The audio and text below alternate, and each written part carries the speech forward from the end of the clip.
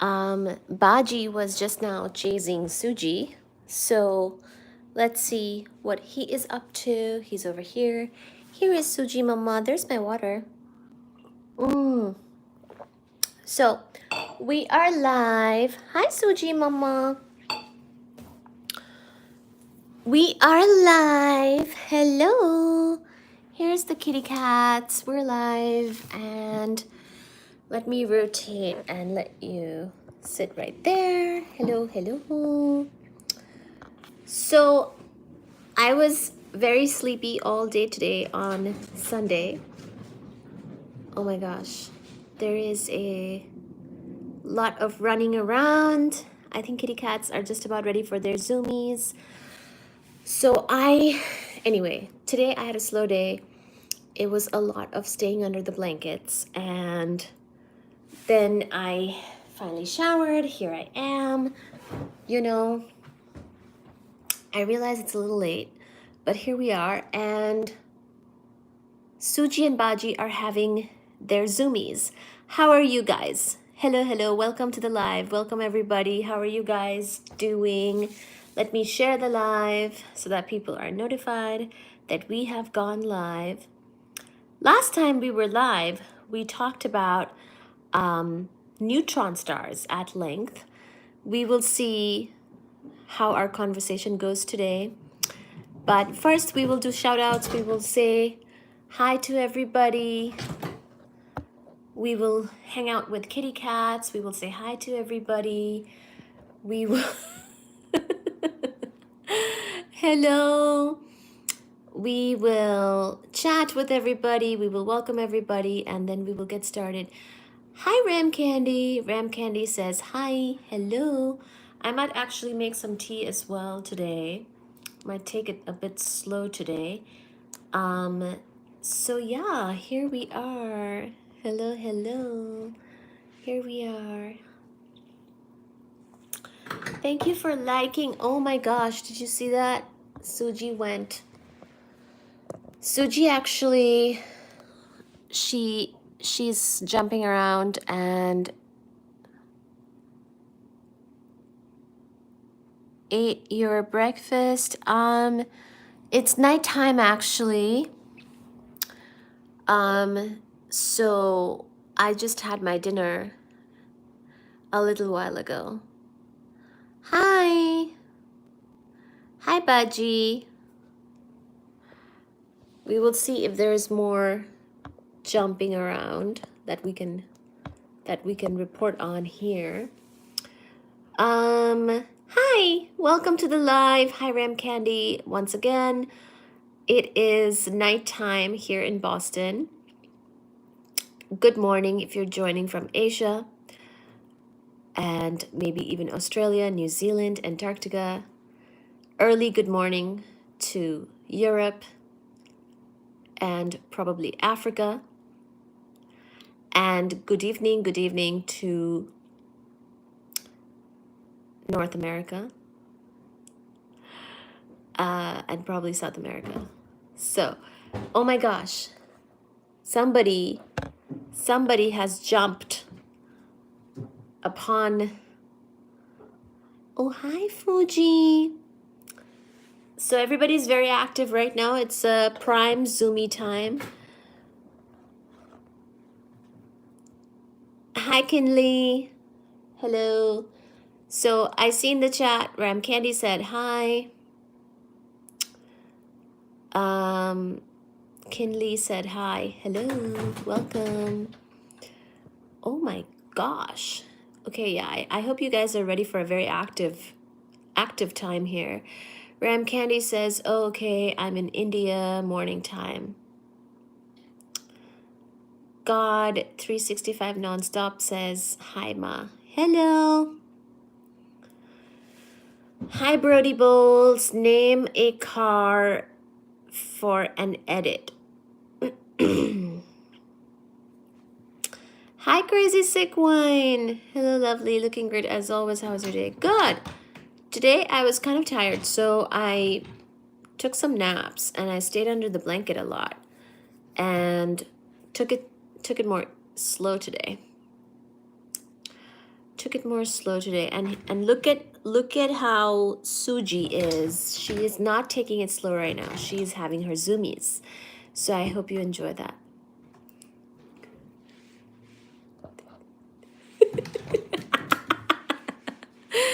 I kind of love her zoomies actually. Kind of love, I have to say. Hi, baby.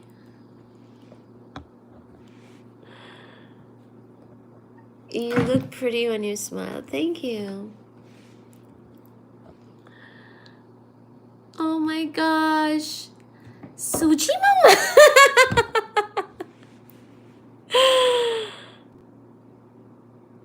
Did you find out if you had COVID previously? No, I did not. But I did get COVID earlier this year, so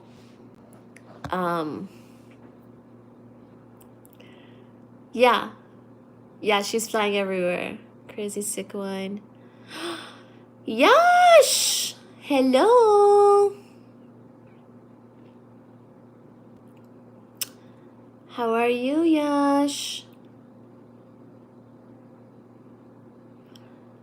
But yeah, I got COVID in the summertime, close to July. I think it was maybe July actually, when I got COVID. Actually, I got it from my mom. She got it from somewhere, maybe a museum. She was here in Boston. So then she got me sick.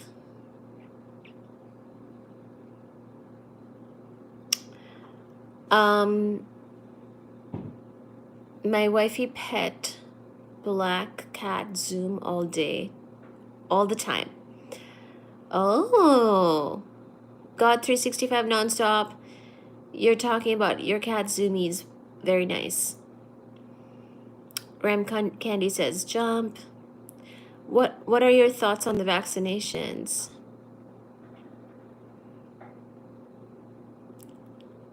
Well, I'm vaccinated.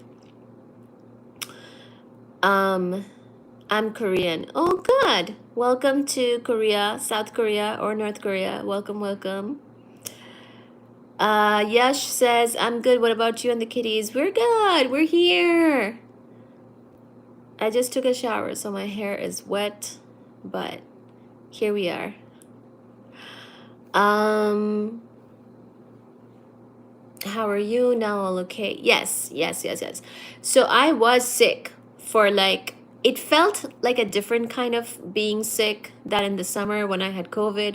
So in the summer, I actually went and got checked out and I got tested and I had COVID. But I don't know about what I had this time, but it might have been something else. Might have been the flu.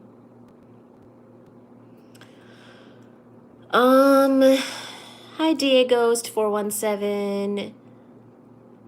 Hey gorgeous. Hello. Hello yourself. I had it, felt like death. Oh my gosh. Hi Obscura. Somehow you look like Johnny Knoxville.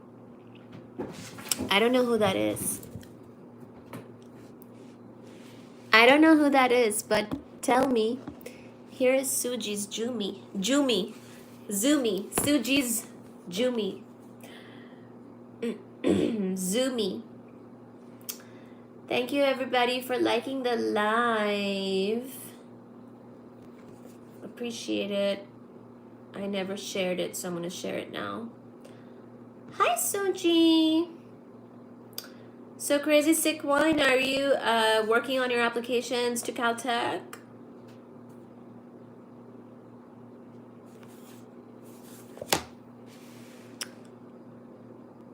Remember me from DC. Yes!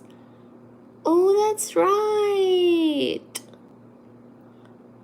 Okay, B, I will see you later. Small work. Miss you. I join you soon. Yes, please. Yes. Do join us again soon. Ram Candy, thank you for joining. Thank you for being here. DA Ghost 417 MIT. Yes indeed. Oh my gosh, that's right. I remember our chat about Washington DC. How was New Year's Eve in DC? Tell us. My New Year's Eve was here in my apartment, and my friends came over and they got us pizza. So it was great. Oh, and then I got Chinatown Malaysian food for Christmas with my friend as well. How was the Christmas and New Year's time in Washington? Do you enjoy being single? I do. I do. I was home, slept comfortably. Yes, good. Right? Kind of dangerous to go out on these days anyway, as it turns out. But yeah, I'm glad everybody stayed safe and whatnot. And thank you for joining. Great. How about your holiday? My holiday? So yeah, I was just saying I just stayed inside as well. On New Year's Eve, I did pizza with friends. And on Christmas, I did Chinatown.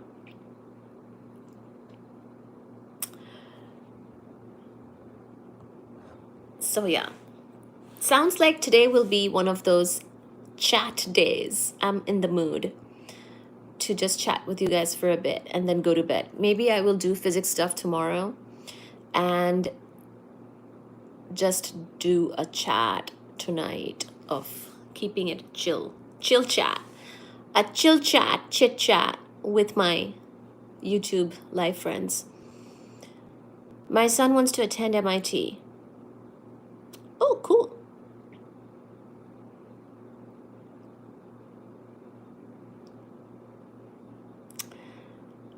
I was reading your comment, Crazy Sick One. It's nice to be single, but sometimes the loneliness gets to you. To me anyways, and I'm handsome. I'm worried. You're worried because you're handsome?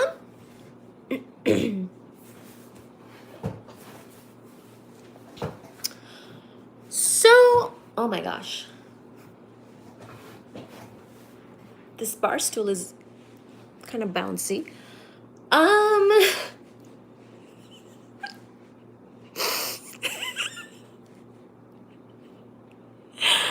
Oh, no, because you're still single. No, because I'm still single. Okay.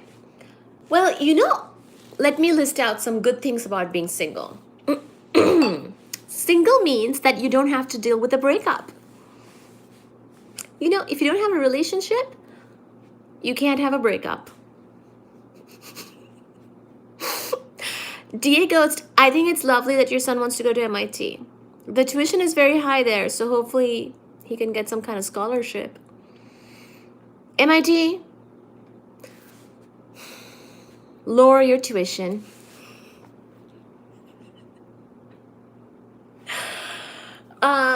Cambridge is a lovely area. Yeah, I know. Shaking my head.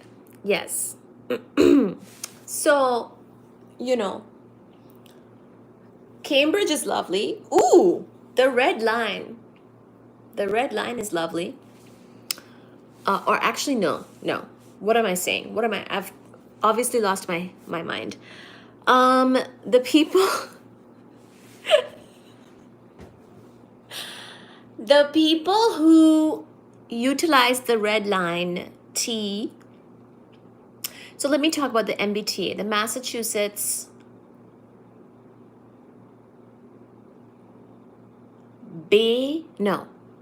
MBTA. What is MBTA? Transportation Authority, Massachusetts. Is it Bay? I don't even know.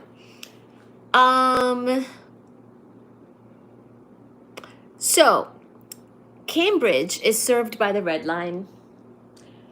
So if they go to MIT, they will be taking the Red Line a lot. And the Red Line is sometimes very slow. But also, within Cambridge, people bike a lot or walk a lot. Boston is very walkable. Boston, Cambridge area, all very walkable, so it should be fine. Long story short, I support it. I support coming to the Boston area for school. MIT is not the only one here. We have a school almost in every neighborhood, sometimes multiple schools. So there's Tufts, there's Northeastern, there's Harvard, there's Boston University, there is Wellesley College, although I think that's just for girls. There is some other schools too. There's a lot. Ooh, there's Brandeis. Reese! Hello. Belgium is in the chat. Reese is here. Okay, so I forgot the question earlier. Someone else said something. Crazy Sick Wine was saying he's worried because he's single. And he's only 12. That might change, lol. Just mending a TV at 5:30 a.m. So if he's only 12 now, well, that's definitely going to change, as in his age.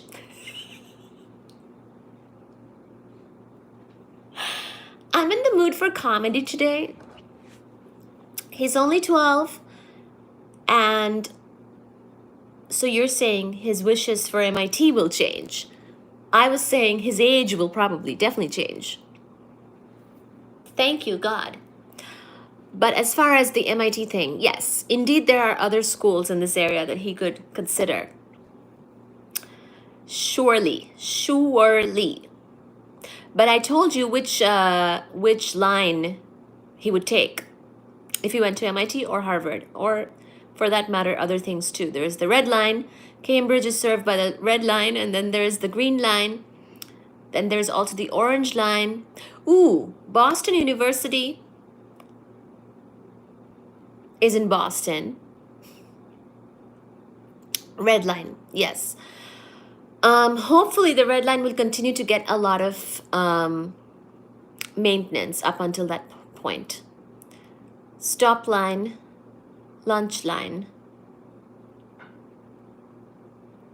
What do you mean stop line? Lunch line, I get it. Okay, so moving on from this MIT question, if you have more questions about MIT, feel free to ask them for your 12-year-old son who might go to MIT.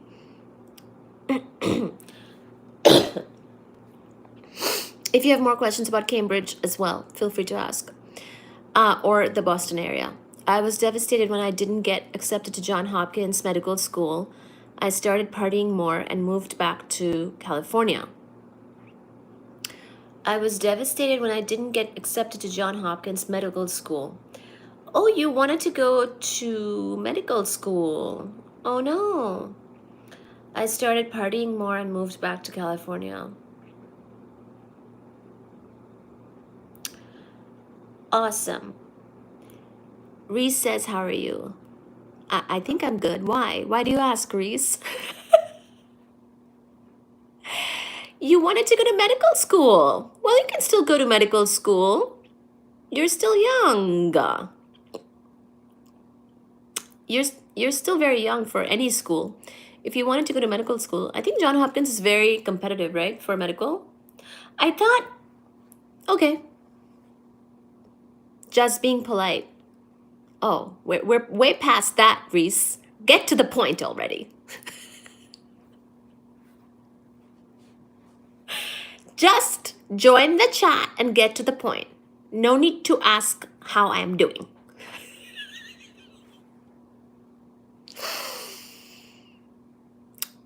Snow emojis. Okay.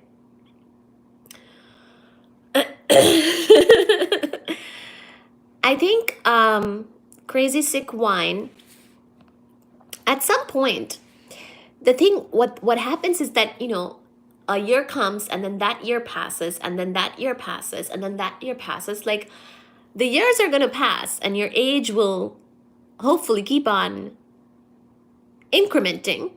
At some point, you just have to do things that you want to do and not really worry about your age too much, Just gotta go for it. Whatever it is you want to do, just do it, because you'll be whatever age regardless of the doing of the things.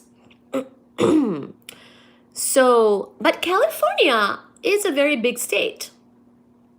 There are a lot of opportunities in California as well. So pretty much you can't really go wrong, you know,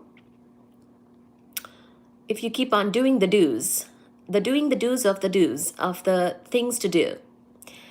And before you know it, the do will be done.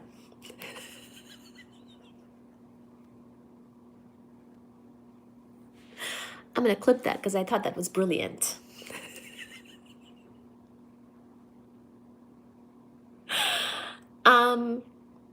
Yeah. Good advice. Don't keep telling yourself you'll do it one day. Start doing it now. Exactly. I say so. I exactly right now. Right now is a good time.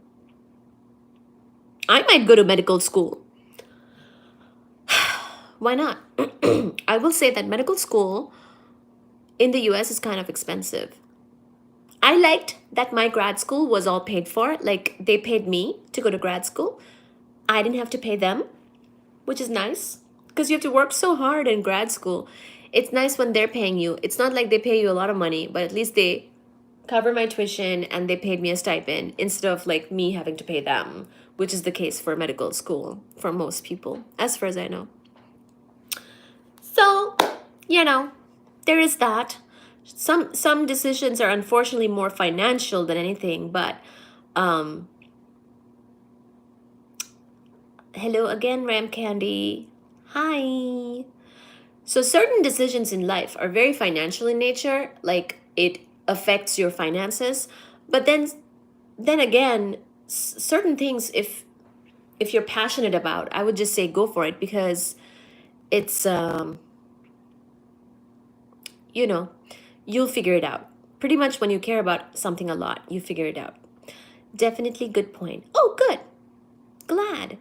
Glad that it was helpful. Whatever, I don't know which point you're talking about now, but thank you.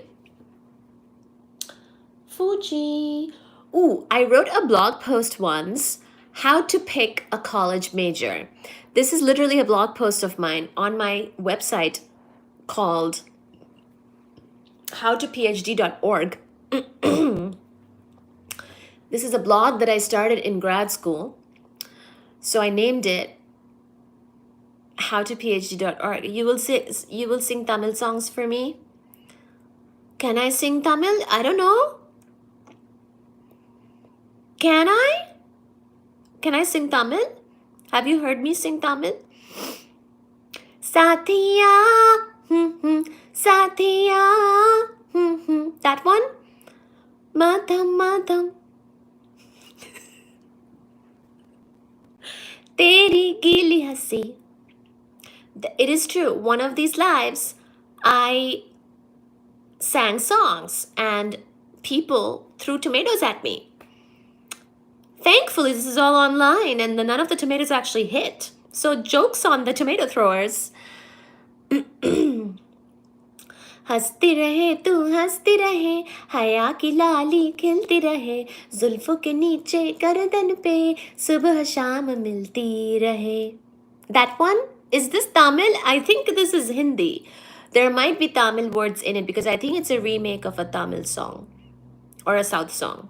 But I'm not very good at any of the South Indian languages enough to know what I'm saying. Ha, you're okay. No tomatoes from me. No tomatoes? Australia, welcome. It's a Hindi song, yeah. Sanisi hasi.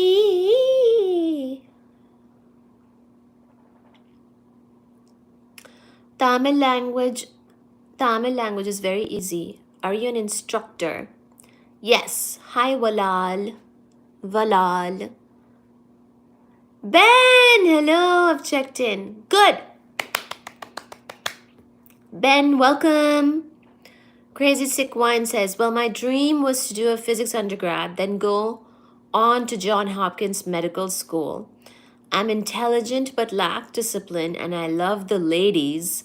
I'm almost 30 and have a government job, but still not satisfied. Oh my gosh.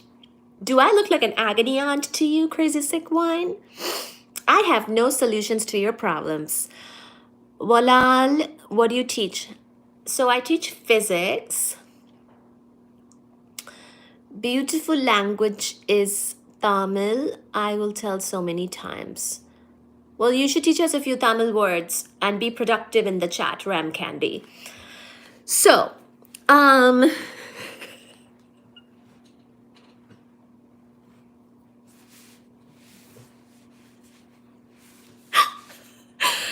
don't waste a moment. You should be teaching us some Tamil words ASAP, Ram Candy. And Crazy Sick Wine, you should enroll in some kind of school to learn physics if that's your wish. If that's your wish. Also, you're learning physics here in the live. So you know what? I will teach some physics today. I was thinking I'll take a break.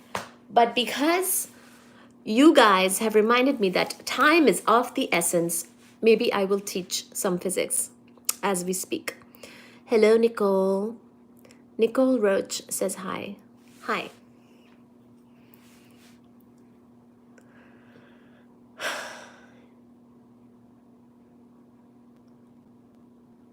Hey, Ram, what's your second name?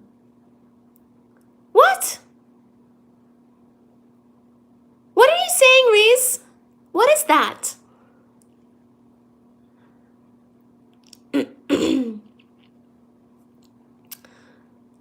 Hi, Nicole. You're 8. Good job. Great. 8 is a good number. It's a number of great work.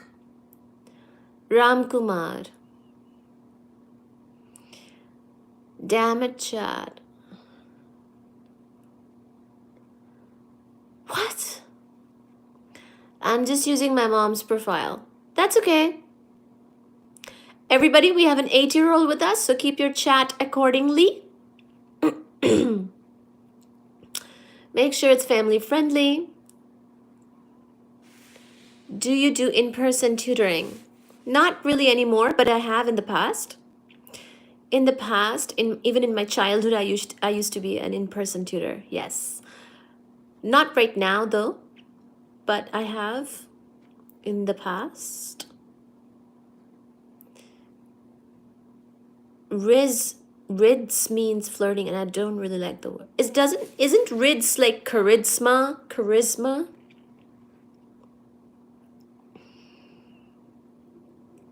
Reese, what is wrong with you? What are you saying to Ram Candy? Nice to meet you. And then, I don't know what these things mean, Reese. Has someone hacked your account? Walal says, I'm a computer science major. Very good, Walal. Very, very good.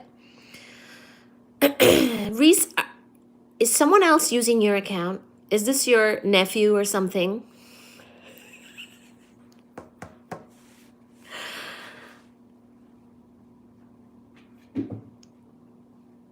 I don't really like those words because they use those words to flirt with women like me. Oh gosh. It's a Yorkshire thing. I mean Belgian. Reese, nobody else understands Belgian here. We're shocked. We're shocked by you. No. Everybody, behave yourselves. You are truly a great teacher. Aww. Thank you. So, you know what? This chat, nice chat indeed. I think I will teach about black holes in just a second here. I hope you enjoy your live stream. Thank you. How's that messed up? It's a joke. Oh, okay. I don't know. It just sounded a little bit, I don't know, dangerous. Dangerous! Everybody at school is using those words, and I literally have to go to a new school right now. Well, I'm getting enrolled. Oh. Which words are you talking about? Thankfully, I don't have to enroll into a new school right now, and I'm quite unaware of all the words.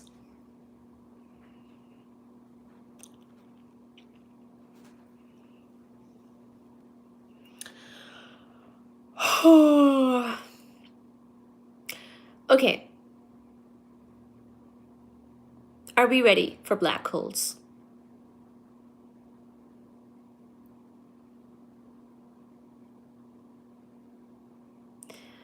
What is this, like online teaching? It is. It is like online teaching. Yes, sounds good. How is it teaching at MIT if you have? I have not taught at MIT.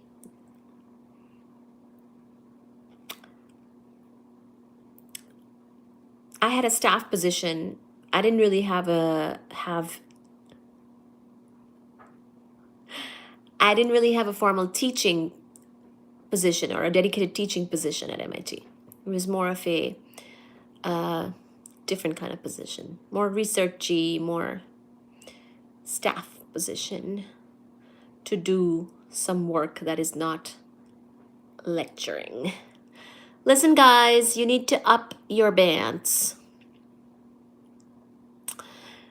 Okay, perfect.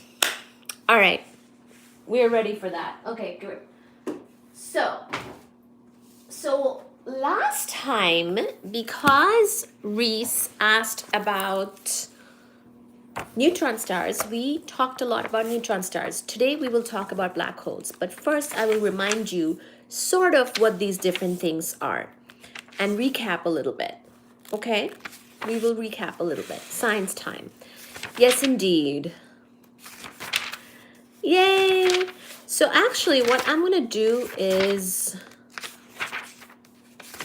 So remember that this whole thing came up because I was talking about particle astrophysics and how that is a more sort of modern topic or subfield. Particle physics came also as a more modern topic from quantum mechanics, and due to the great success of quantum mechanics that we have kind of spoken about at length in previous lives, and we covered its sort of progression in the 20th century. Then we talked about how traditionally astrophysics is done with visible light, but there are other types of light in the spectrum that you can do, such as other wavelengths of light like gamma rays, X-rays. And we mentioned how particle astrophysics is basically astrophysics that's done with particles other than just visible traditional light. And then Reese asked about neutron stars, and so then we talked about neutron stars. Hi, God is the best. So is family. Thank you.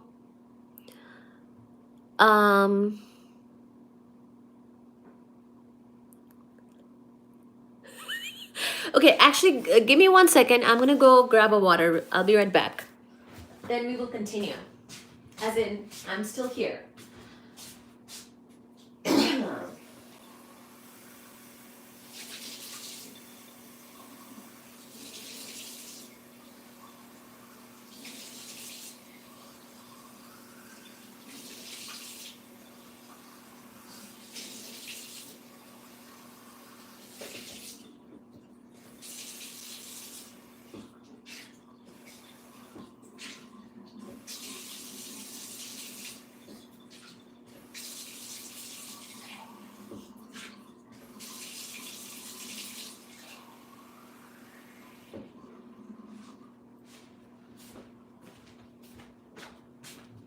So anywho,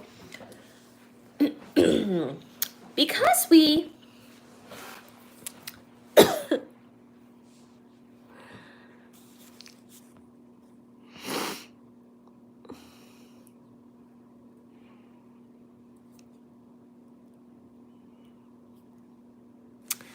okay. All right, I'm just going to concentrate on the physics now. Reese is a mod. He will take care of answering questions. So we talked about stellar remnants. We talked about how stars die and they might go through something called a supernova, which is an explosion when stars collapse under their own gravitation and they no longer have nuclear power to kind of keep them alive and burning and doing the thing that stars do. So then they die, and become one of three things: white dwarfs, neutron stars, and black holes. We mentioned mostly about white dwarfs and neutron stars last time. So today we will talk about black holes. Okay. So let's see the definitions real quick so that we can recap a little bit about what these different things are. So, white dwarfs. A white dwarf is a stellar remnant supported by electron degeneracy pressure. The name white dwarf, as it turns out, is something of a misnomer. Nobody objects to the dwarf part. White dwarfs really are small compared to main sequence stars of comparable mass. As we computed, we didn't really do this tonight, but the radius of the white dwarf Sirius B is 0.0084 solar radius.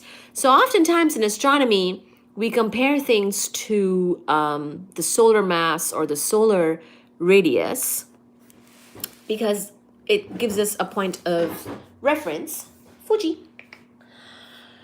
And its mass, so the white dwarf mass is 0.96 solar masses. So basically the radius is a lot smaller than the radius of the sun, but the mass is kind of comparable to our sun. However, not all white dwarfs are white hot. Although the first discovered white dwarfs, such as Sirius B, have high surface temperatures, where Sirius B has a temperature of around 25,000 Kelvin, some white dwarfs have surface temperatures as low as 4,000 Kelvin, which is kind of closer to our sun's temperature. White dwarfs are high in density compared to main sequence stars. By the way, our sun is a main sequence star. We talked about our sun too a little bit last time. So the average density of Sirius B is 2 times 10 to the 9 kilograms per meter cubed. So pretty dense. That's about 200,000 times the density of lead. Supporting such a dense object in hydrostatic equilibrium requires a high internal pressure. And then we talked about how this is because of the electron degeneracy pressure. So let me talk about that real quick in short, and then we'll move on.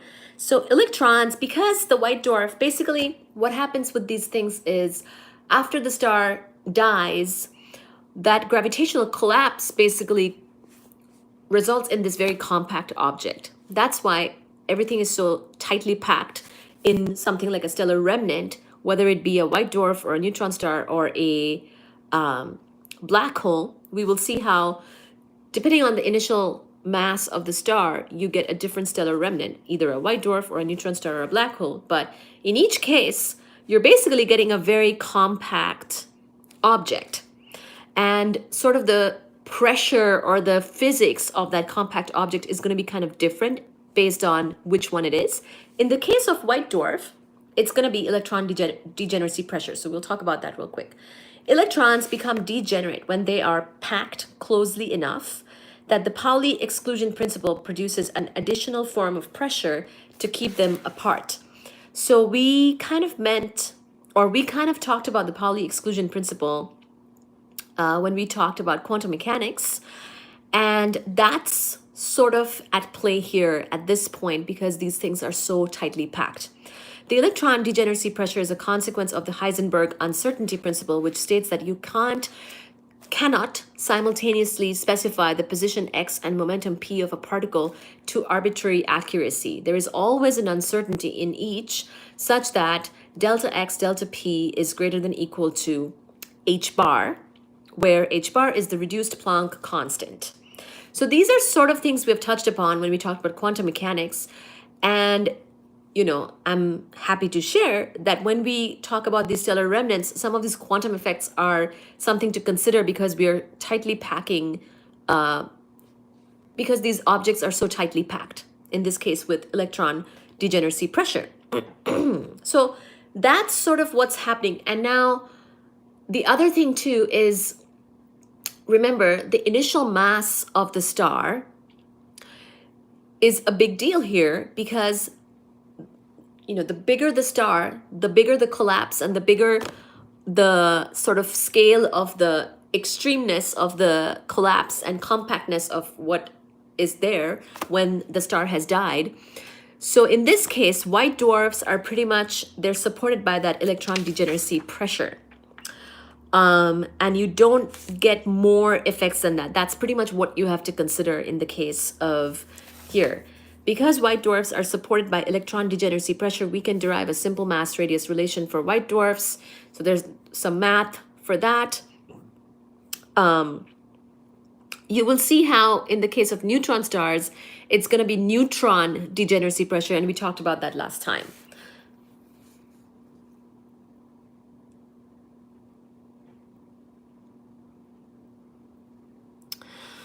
So basically, unless it's a black hole,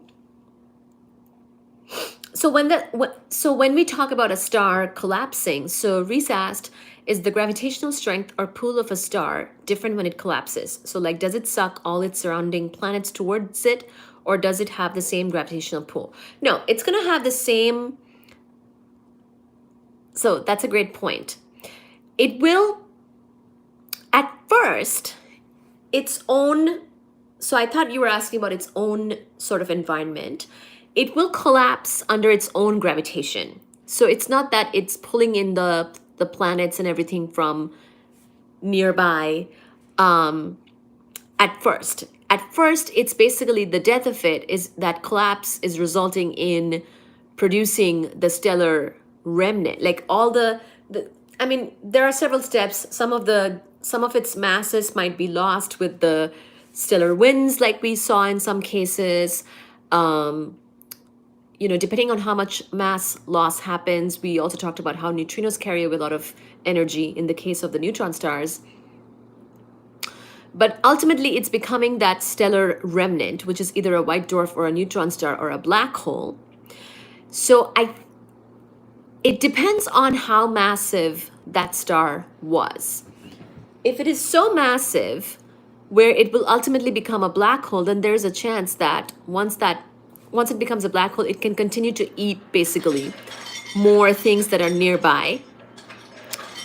But if it is just a white dwarf or a neutron star,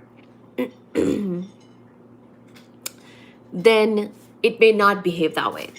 Now, having said that, let me think about it. Basically, if our sun, for example, were to die, right? We would probably basically there would be some other steps that would happen first. Our sun is a very young star, so it's not supposed to supernova and die. Who is getting ice? Are you cheating on me? That's not ice. That is the food of the kitty cats. It's not ice. I wish I had an ice maker though. Yeah, no, my refrigerator is not fancy enough to make ice. I wish. Yeah, that's their food. Okay, so basically it really depends case by case, Reese. So you asked a very good question, and you need to give me some more information. Basically, it depends how far away these planets are that you're thinking about also being part of the, collapse, things like that. For our case, our sun would first have to be a red giant before it would die, for example. So we would probably kind of get engulfed, or the sun would, if the sun became a red giant, we would be very close to the sun, and that might be a reason for our instability, let's say, on Earth. So we would lose our magnetosphere and not have a motion and not have a molten iron core when our sun collapses. So we would lose our magnetosphere and not have a molten iron core.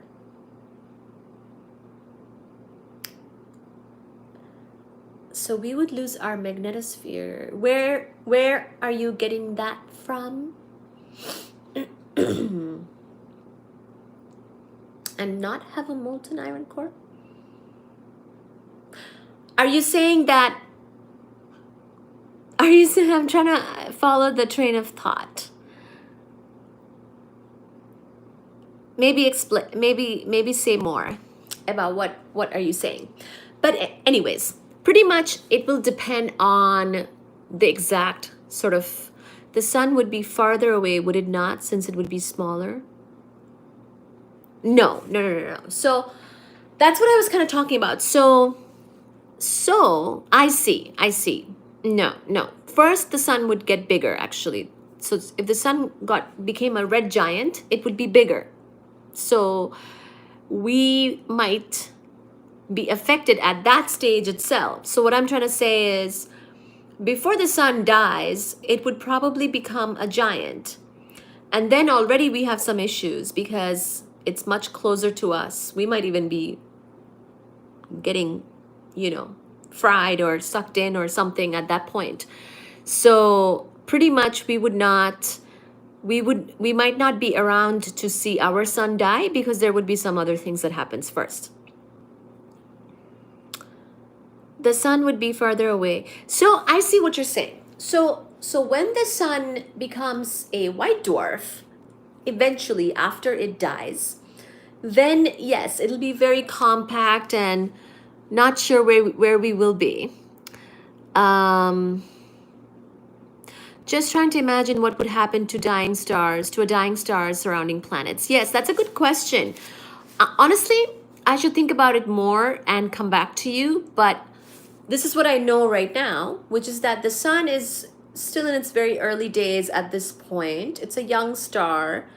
So it's like a little bit older than a teenager, basically, in its life cycle. So it would become a giant, basically, first. And then we are already in trouble. We would probably melt and stuff by then. And then it would die after it has gone into the giant phase. And then it will become a white dwarf. So before it becomes a white dwarf, it'll probably become a giant.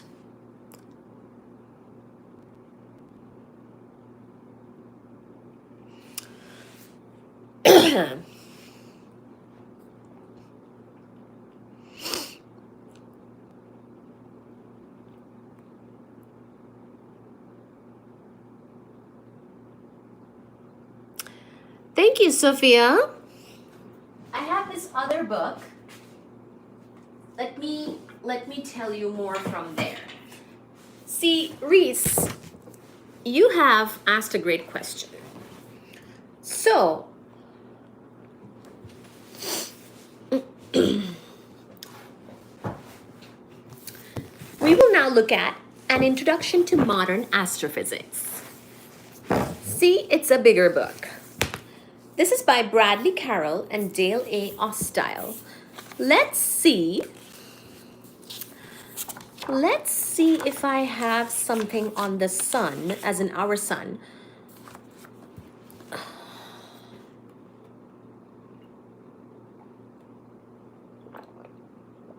Here, that may help with this question.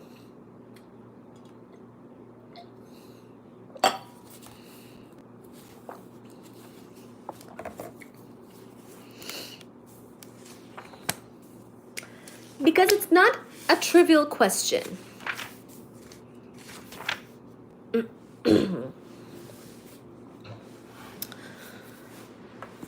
Okay, so this book's huge. This is modern astrophysics. So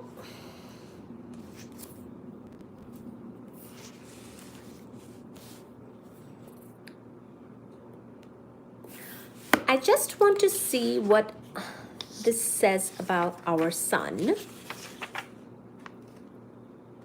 I think it does talk about this exact thing that you asked.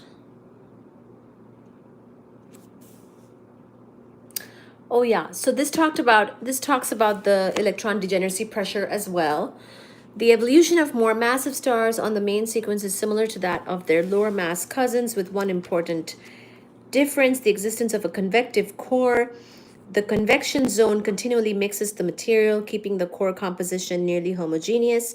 This is because the time scale for convection. So yeah, there might be some other things that happen too. So it really depends which star you're asking about, okay? This is because the time scale for convection, defined by the amount of time it takes a convective element to travel one mixing length, is much shorter than the nuclear time scale. For a 5 solar mass star, the central convection zone decreases somewhat in mass during core hydrogen burning, leaving behind a slight composition gradient. Moving up the main sequence as a star, evolves the convection zone in the core, retreats more rapidly with increasing stellar mass, disappearing entirely before the hydrogen is exhausted for those stars with masses greater than about 10 solar masses. So basically,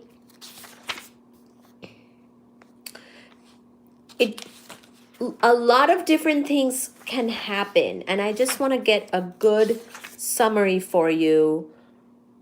So where is the see, our sun is not a very big star. So what it will do is different than some other things, okay? Than some other more massive stars. Trying to see if there is a good little summary for you. The red giant branch. Oh, let's look at this. With the expansion of the stellar envelope and the decrease in effective temperature, the photospheric opacity increases due to the additional contribution of the H- ion. The result is that a convection zone develops near the surface for both low and intermediate mass stars. So it looks like this convection thing is a big deal as well. Yeah. With the nearly adiabatic temperature gradient associated with convection throughout much of the stellar and I forgot about the convection, but that makes sense. Even in our sun, that is a thing. And the efficiency with which the energy is transported to the surface, the star begins to rise rapidly upward along the red giant branch. This path is essentially the same one followed by pre-main sequence stars descending the Hayashi track prior to the onset of the core hydrogen burning. So basically, there is like a whole diagram of what a star is gonna do. Hi, Catherine. Hola, ¿cómo estás? Hello, how are you? Hi, Chi. Hi, Reese. Your memory is amazing. Do you have a photographic memory? It's okay.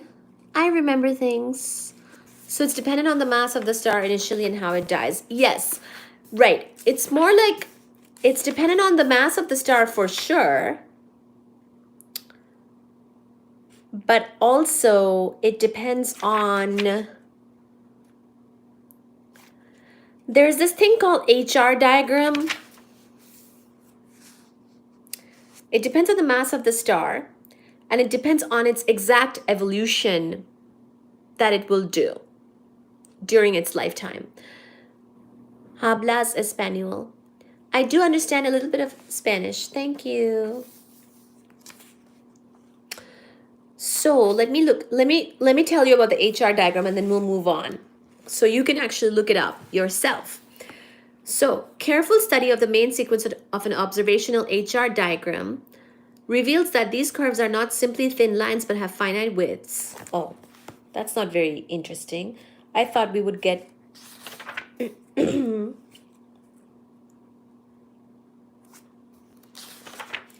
I just wanted a little bit of an introduction to HR diagram. Can I get that, please?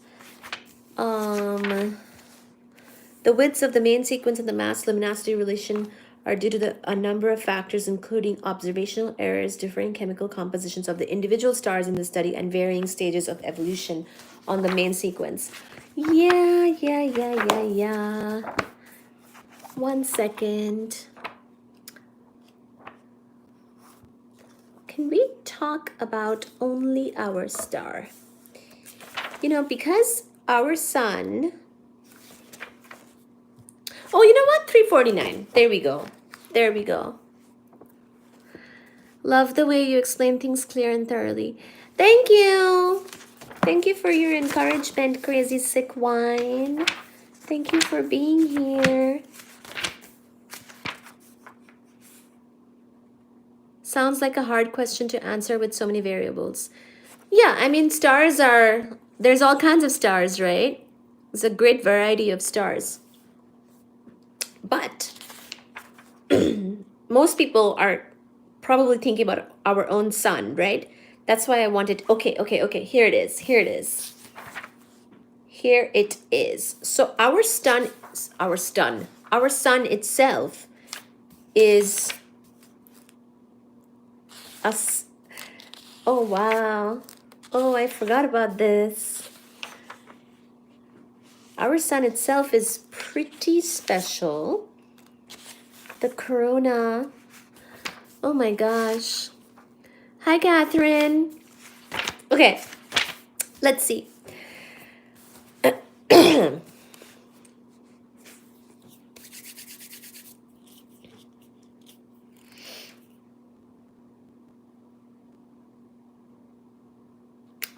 So let's talk about our sun. Okay, so you have to ask, basically, the stars, we know that depending on the mass, stars will die as either white dwarfs, neutron stars, or black holes. Our sun is a pretty small star. So we know that it's going to die and become a white dwarf based on its current mass. But, can we get more light here? 1 second. But we can learn a little bit more about our sun in the context that it's going to become a white dwarf later on. So since we're talking about white dwarfs, a star that will do that is our sun. So based on its observed luminosity and effective temperature, our sun is classified as a typical main sequence star of spectral class G2 with a surface composition of some numbers. It's fine. To understand how it has evolved to this point, recall that according to the Vogt-Russell theorem, the mass and composition of a star dictate its internal structure. So depending on the mass and the composition, you're going to get the internal structure of the star.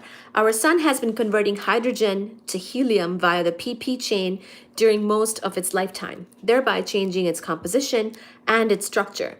By comparing the results of radioactive dating tests of moon rocks and meteorites with stellar evolution calculations and the present day observable sun, the current age of the sun is determined to be approximately 4.57 times 10 to the 9 years.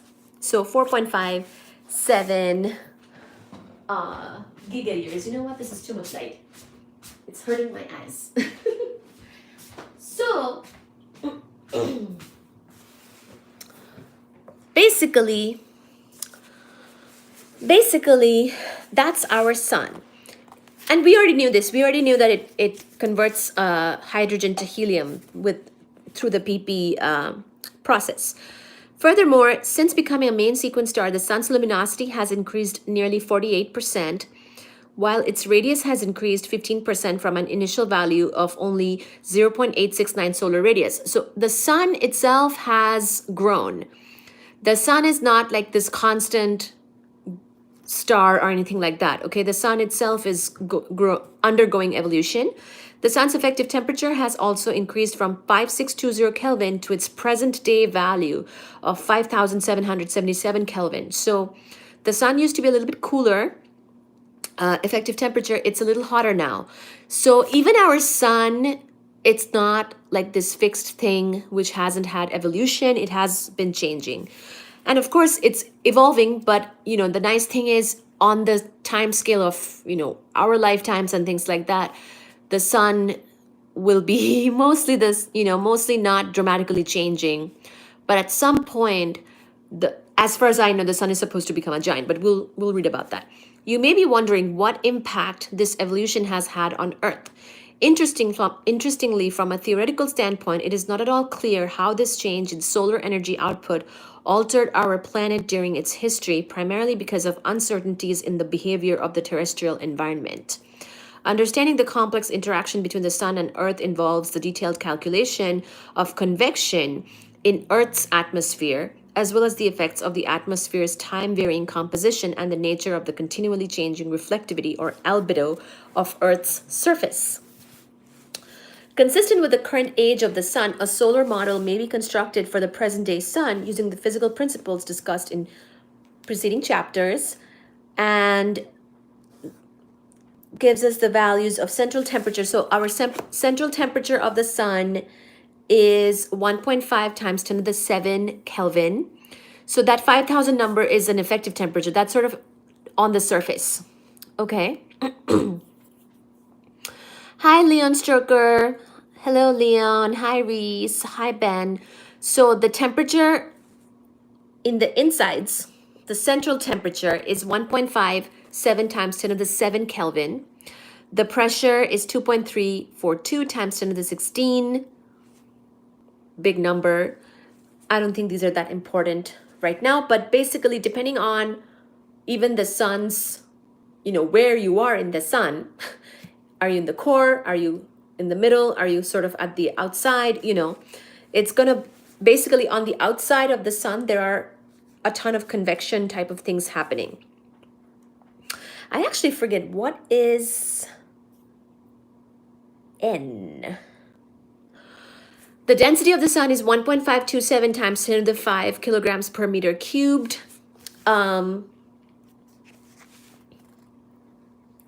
Okay, according to the evolutionary sequence leading to this model, during its lifetime, the mass fraction of hydrogen in the sun's center has decreased from its initial value of 0.71 to 0.34. Wow. So it has already converted a ton of hydrogen into helium, while the central mass fraction of helium has increased from 0.27 to 0.64. Wow. In addition, due to diffusive settling of elements heavier than hydrogen, so due to diffusive settling, so the heavier things will kind of go down more. Due to diffusive, so even our sun has so much detail. Can you believe this? In addition, due to diffusive settling of elements heavier than hydrogen, the mass fraction of hydrogen near the surface has increased by approximately 0.03, while the mass fraction of helium has decreased by 0.03.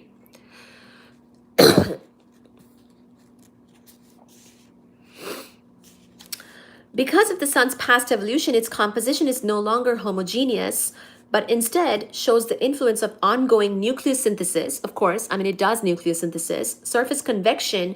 So I was going to say, on the surface, you see the little convection currents basically in the diagram, because it does have surface convection. The sun's surface is way different than its interior. And elemental diffusion, which is the settling of heavier elements. So the heavier elements will settle, whereas, lighter elements such as hydrogen will come up. So you'll see more hydrogen coming up as well. The composition structure of the sun is shown in this figure. Okay, we'll look at it. Oh, okay, whatever. Basically, it just shows hydrogen and helium's evolution, mass fractions, whatever. During the conversion of hydrogen to helium, helium-3 is produced and then destroyed again. At the top of the hydrogen burning region where the temperature is lower, helium-3 is relatively more abundant because it is produced more easily than it is destroyed. So look, even how it converts hydrogen to helium, there is a variety there. And so different isotopes of helium, some are more stable than others. Even some of this stuff happens and gets either made more or destroyed, and depending on, that there's... Dude, some people only study the sun. I don't know how, because that would be so boring. But some people literally only study the sun. Even the sun has so much detail. This is crazy. If you're looking at things sort of more broadly, you might not spend that much time on the sun. Personally, me, I did not spend too much time on the sun. But even our sun is pretty damn interesting. Wow. The largest contribution to the energy production in the sun occurs at approximately 1/10 of the solar radius, as can be seen in the sun's interior luminosity profile and the curve of its derivative, blah, blah, blah, blah, blah. Okay, whatever. We get it. So there's some things going on in the sun with regard to its mass fraction, hydrogen, helium, temperature, luminosity. I just want to know how the sun's gonna die. I know it will become a giant. I just want to know, where do they talk about that?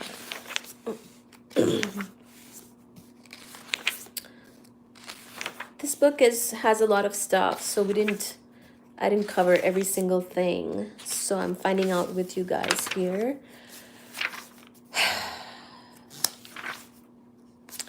One of these days I have to, ooh! One of these days I have to go and look at the Aurora Borealis. So the sun has a cycle, the solar cycle, sunspots. You guys probably know about all that. Solar cycle, sunspots. It was Galileo who made the first telescopic observation of sunspots. Sunspots are even visible occasionally with the unaided eye, but making such observations is strongly discouraged because of potential for eye damage. Reliable observations made over the past 2 centuries indicate that the number of sunspots is approximately periodic, going from minimum to maximum and back to minimum again nearly every 11 years. The average latitude of sunspot formation is also periodic over an 11-year cycle. Wow. So all of that, you guys probably know about the sunspots and things like that. What I want to, solar flares are eruptive events that are known to release from 10 to the 17 joules of energy at the lower detection limit to as much as 10 to the 25 joules of energy over time intervals ranging from milliseconds to more than an hour. Blah, blah, blah. Are they gonna tell us? So looks like this chapter doesn't really talk about the sun's death. It could be that we didn't talk too much about the sun's death, maybe because people don't really want to think about our death, right? Our planet's death.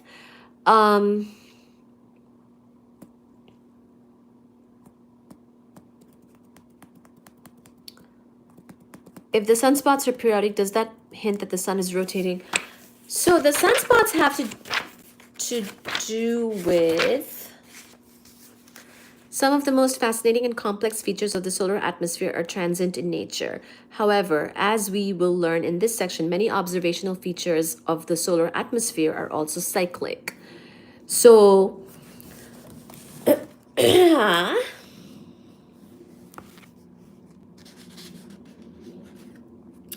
the key to understanding sunspots lies in their strong magnetic fields. A typical sunspot is shown here. Let's look at a sunspot together. Here's a sunspot right here. A typical sunspot group. The dark umbra of the central sunspot is clearly evident, as is the filamentary structure of its penumbra. The darkest portion of the sunspot is known as the umbra and may measure as much as 30,000 kilometers in diameter. For reference, the diameter of the Earth is around 12,000 kilometers, so just one of the sunspots can be 30,000. The umbra is usually surrounded by a filament-like structure called the penumbra, whose mere appearance suggests the presence of magnetic fields, magnetic lines of force. The existence of a strong magnetic field can be verified by observing individual spectral lines produced within the spot.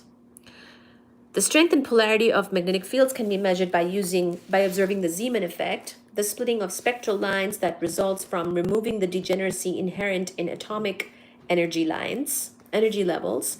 The amount of splitting is proportional to the strength of the magnetic field, whereas the polarization of the light corresponds to the direction of the field.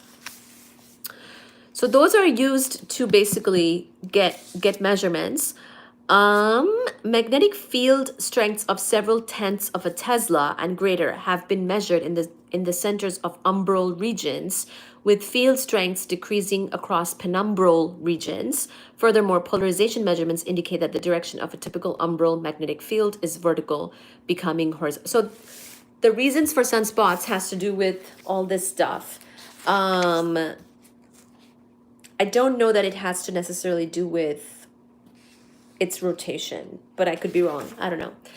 I was hoping that this will illuminate exactly how the sun will die, but it might not.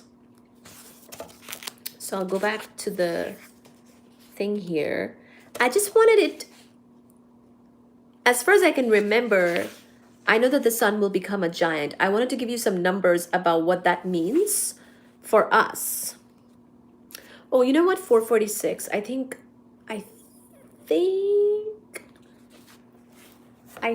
this will help, hopefully. Thank you for being here. So,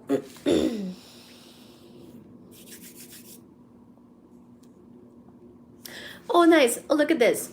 We're more likely to find stars on the main sequence simply because that stage of evolution requires the most time. Later stages of evolution proceed more rapidly. So basically, our sun is on the main sequence. A star will spend more time on its main sequence because it takes more time to just go through it. And also, once you've become a giant, you're much more unstable and likely to die quickly after.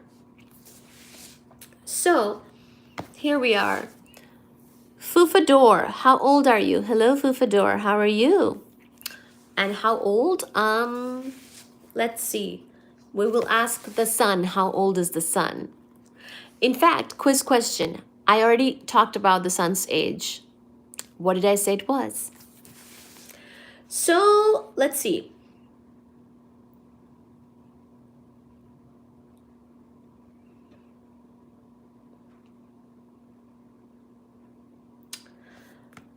The nuclear main sequence and post-main sequence evolution are also governed by a third time scale, the time scale of nuclear reactions. The nuclear time scale is on the order of 10 to the 10 years for the sun, much longer than the Kelvin-Helmholtz time scale of roughly 10 to the 7 years. It is the difference in timescales for the various phases of evolution of individual stars that explains why approximately 80 to 90% of all stars in the solar neighborhood are observed to be main sequence stars. We are more likely to find stars on the main sequence simply because that stage of evolution requires the most time. Later stages of evolution proceed more rapidly. However, as a star switches from one nuclear source to the next, gravitational energy can play a major role, and the Kelvin-Helmholtz timescale will again become important. Careful study of the main sequence of an observational HR diagram, or the observational mass-luminosity relation. Oh, good job! Good job. Reveals that these curves are not simply thin lines but have finite widths. We were talking about that a little bit. We will consider the evolution of stars on the main sequence. Although all stars on the main sequence are converting hydrogen into helium and as a result share similar evolutionary characteristics, differences do exist.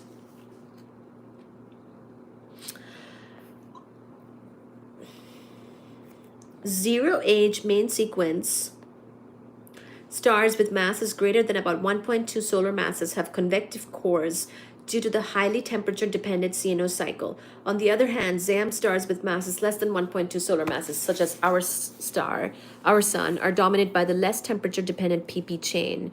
This implies that ZAM stars are in the range of 0.3 to 1.2 solar masses, possess radiative cores. However, the lowest mass ZAM stars again have convective cores because their high surface opacities drive surface convection zones deep into the interior, making the entire star convective.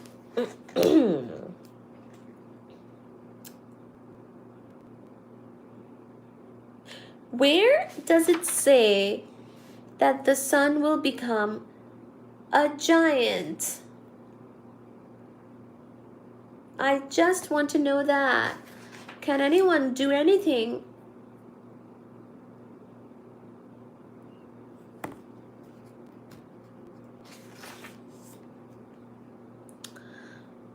Please.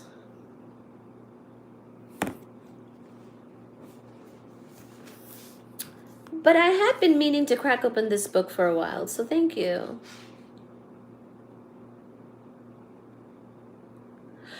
So, by the way, this is a fun fact we're learning.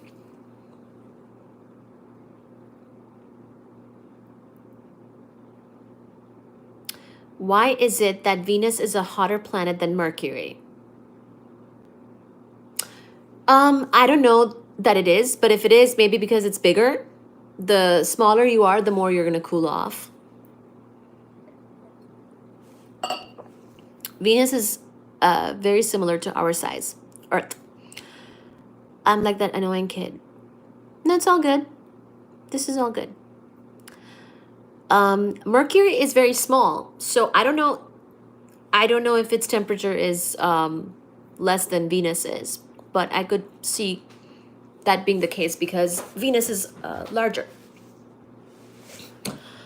So, like for example, Jupiter is a lot of mass, right? So Jupiter is so big. Jupiter is significantly farther away from the sun than us or Venus or Mercury, right? But Jupiter has not cooled down to be rock or anything like that. It's a gas giant. And that's because it's so big. The mass of it doesn't allow it to, the big mass of it does not allow it to cool down enough to become like rock or anything solid. It continues to be a gas giant. The seed of ignorance is born, thou shalt not think, thou shalt conform. What is that?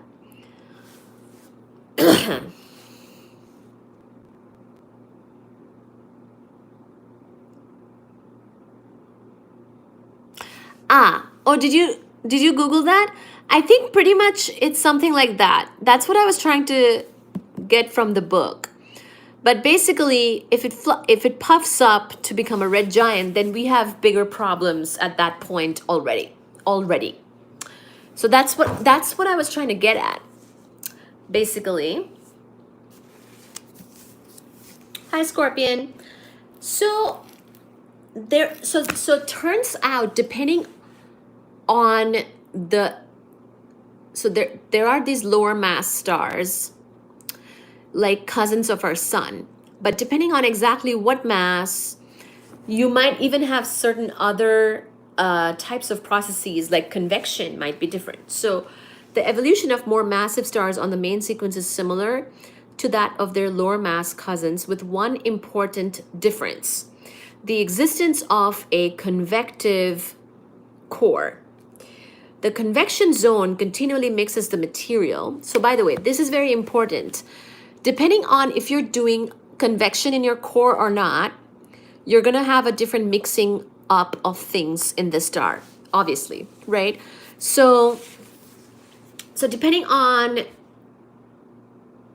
so it sounds like there are some more massive stars on the main sequence who have this important difference from their lower mass cousins, which is the existence of a convective core.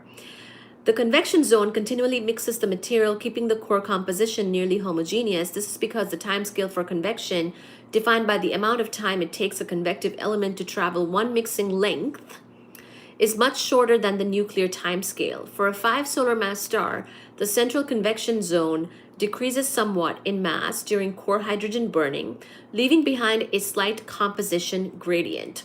Moving up the main sequence, as the star evolves, the convection zone in the core retreats more rapidly with increasing stellar mass, disappearing entirely before the hydrogen is exhausted for those stars with masses greater than about 10 solar masses. With the mass fraction of hydrogen, when the mass fraction of hydrogen reaches about 0.05, in the core of a 5 solar mass star, the entire star begins to contract. With the release of some gravitational potential energy, the luminosity increases slightly. Since the radius decreases, the effective temperature must also increase. For stars with masses greater than 1.2 solar masses, this stage of overall contraction is defined to be the end of the main sequence phase of evolution. Wow. So depending on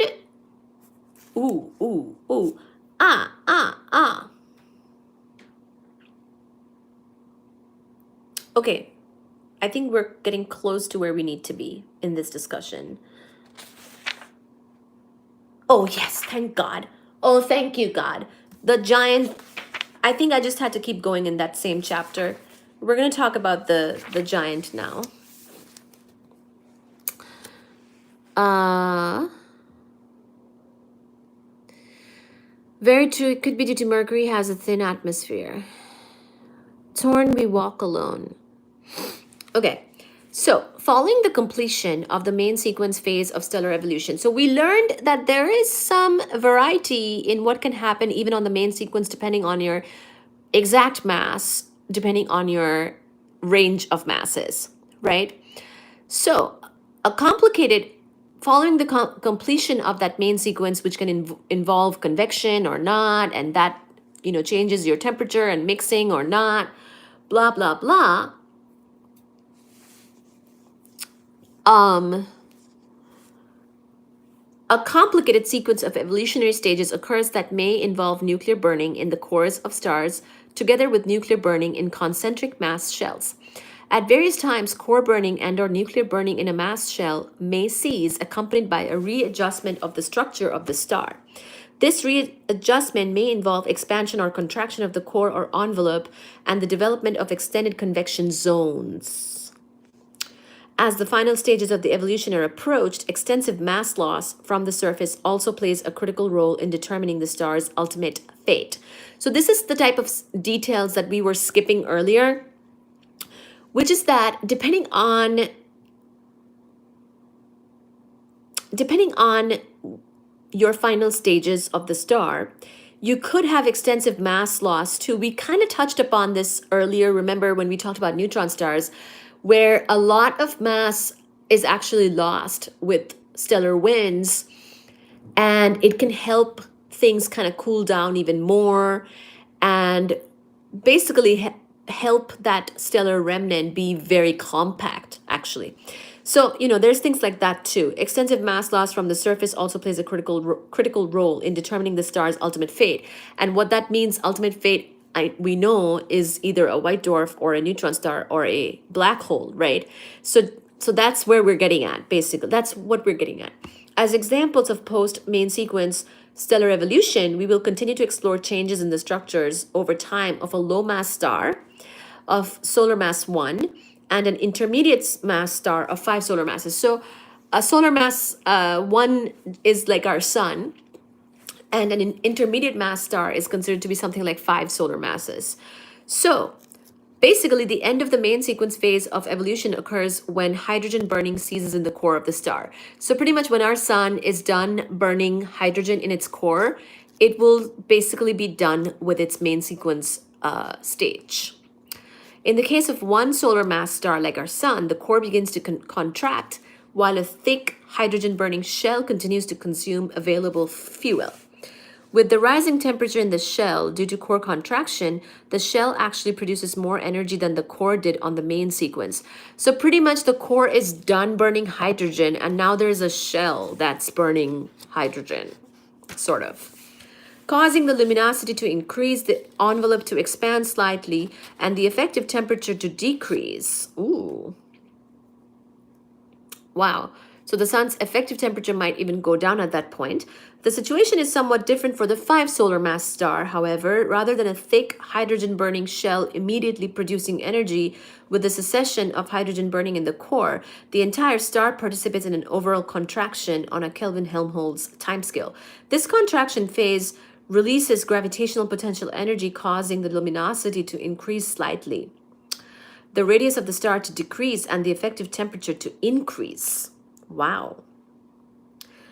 Because basically, if the radius of the star decreases, then its effective temperature increases. That makes sense. Eventually, the temperature outside the helium core increases sufficiently to cause a thick shell of hydrogen to burn. At this point, the interior chemical composition of the 5 solar mass star resembles that of some figure. I know not what they talk about. Whatever, forget it. Because the ignition of the shell is quite rapid, the overlying envelope is forced to expand slightly, absorbing some of the energy released by the shell. As a result, the luminosity decreases momentarily and the effective temperature drops. For both low and intermediate mass stars, as the shell continues, so there's a shell. there's a shell situation going on with these lower mass stars. For both the low and intermediate mass stars, as the shell continues to consume the hydrogen that is available at the base of the star's envelope, so there's the core, then there's the shell, the helium core steadily increases in mass and becomes nearly isothermal. Oh, nice. There is that's right. There is a figure here, which is great. Hydrogen core, core contraction, subgiant branch, hydrogen shell burning, helium core burning, first dredge up. Oh, actually, I learned all this. I think I just forgot. Helium core exhausted, helium core flash, second dredge up. There's a whole sequence of things that will happen, actually. Ooh la la. So the helium core steadily increases in mass and becomes nearly isothermal.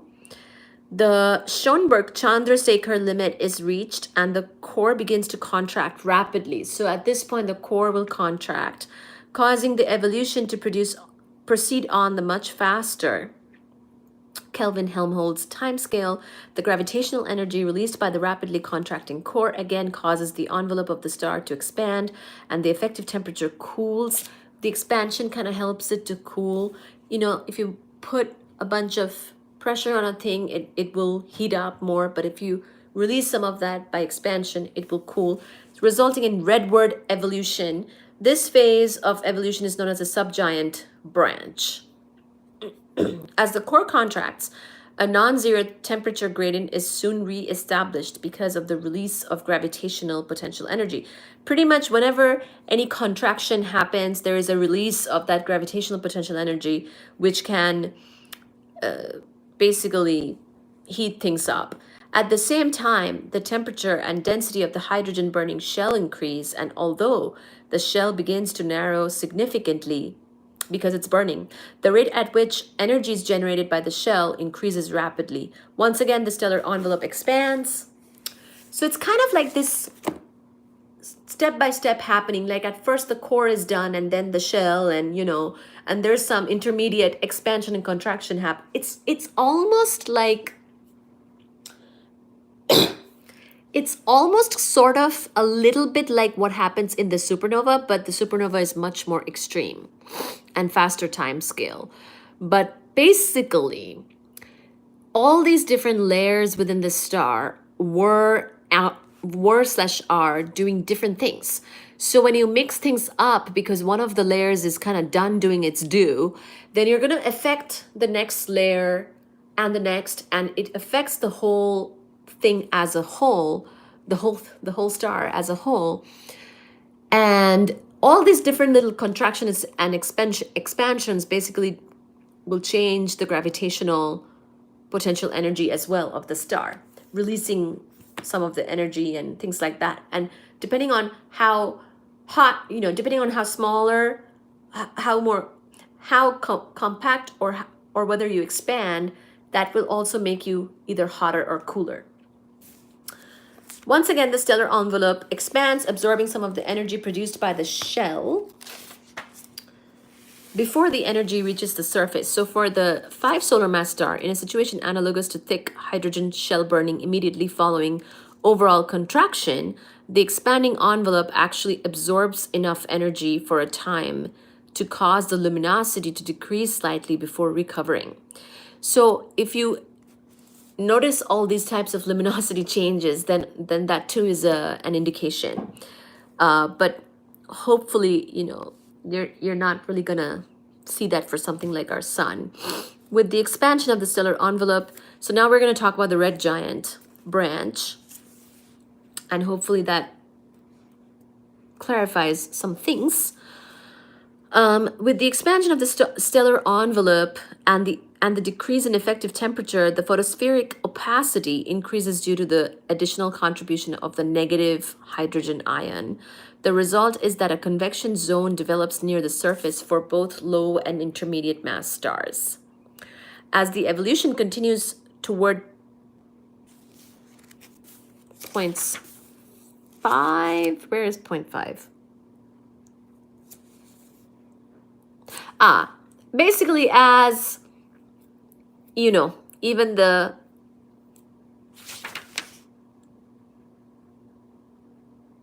oh, I'm looking at the wrong one. Where is, oh, where are you? Oh, 0.5. I see.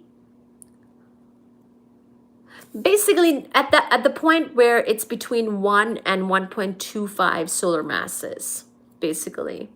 Main sequence and post-main sequence evolutionary tracks. So there's like a figure showing all the evolutionary tracks of stars with an initial composition. Like basically this goes from all the way from like zero point 0.8 solar masses to 25 solar masses, and there's all these like zigzags going on in the whole diagram. With the nearly adiabatic, the base of the convection zone extends deep into the interior of the star. So basically that convection that we mentioned earlier, which can even happen in the core, depending on the mass of the star, again. So everything kind of depends on the mass of the star. That's the short answer to like almost every question in astronomy or in astrophysics. With the nearly adiabatic temperature gradient associated with convection throughout much of the stellar interior and the efficiency with which the energy is transported to the surface, the star begins to rise rapidly upward along the red giant branch. This path is essentially the same one followed by a pre-main sequence star descending the Hayashi track prior to the onset of the core hydrogen burning. Thank you, Crazy Sick Wine. As the star climbs the red giant branch, its convection zone deepens until the base reaches down into regions where the chemical composition has been modified by nuclear processes. In particular, because of its rather large nuclear reaction cross-section, lithium burns via collision. So now we're like making lithium and stuff too. Or burning lithium even. This means that because of the evolution of the star to this point, lithium has become nearly depleted over most of the interior of the star. At the same time, nuclear processing has increased the mass fraction of helium-3 over the middle third of the star.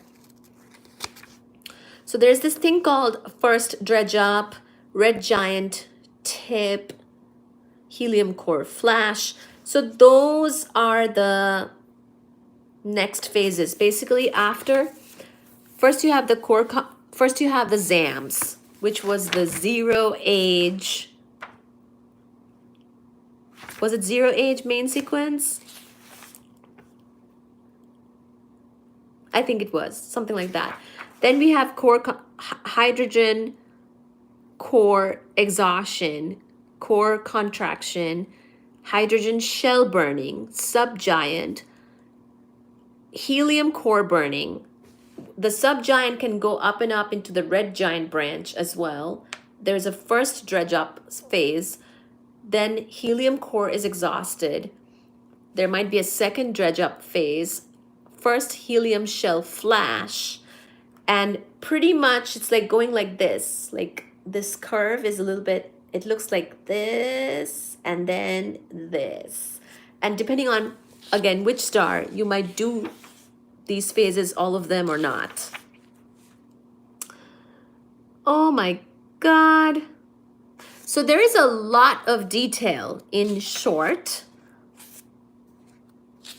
I kind of like it though. Because depending on how, what you do, you might make carbon, you know, anything, lots of things are possible. I forget exactly what our sun is gonna do, if it's gonna make that or not. I think, so we kind of looked at it, right? We kind of saw the example of the one solar mass star. Let's look at it again. So we know that in the case of, so we'll read it again. In the case of the one solar mass star, the core begins to contract while the thick hydrogen burning shell continues to consume available fuel.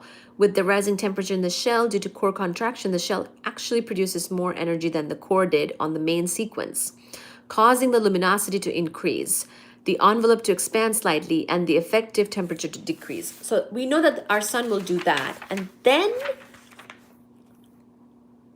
And then what will it do? That's the next question.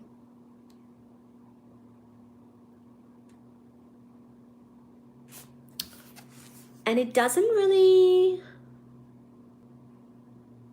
say that so clearly here, unfortunately. It's making me read a lot of stuff in order to get to this one question.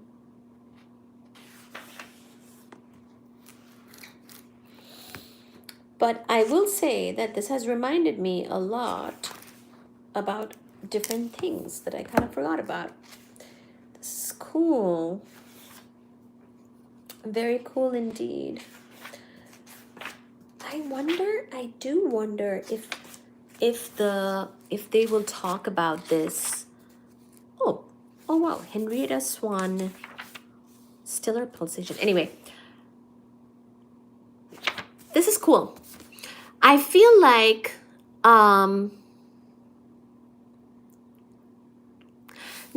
the book is very big, so we didn't read that much. I found the red giant part. I feel like it wasn't really all that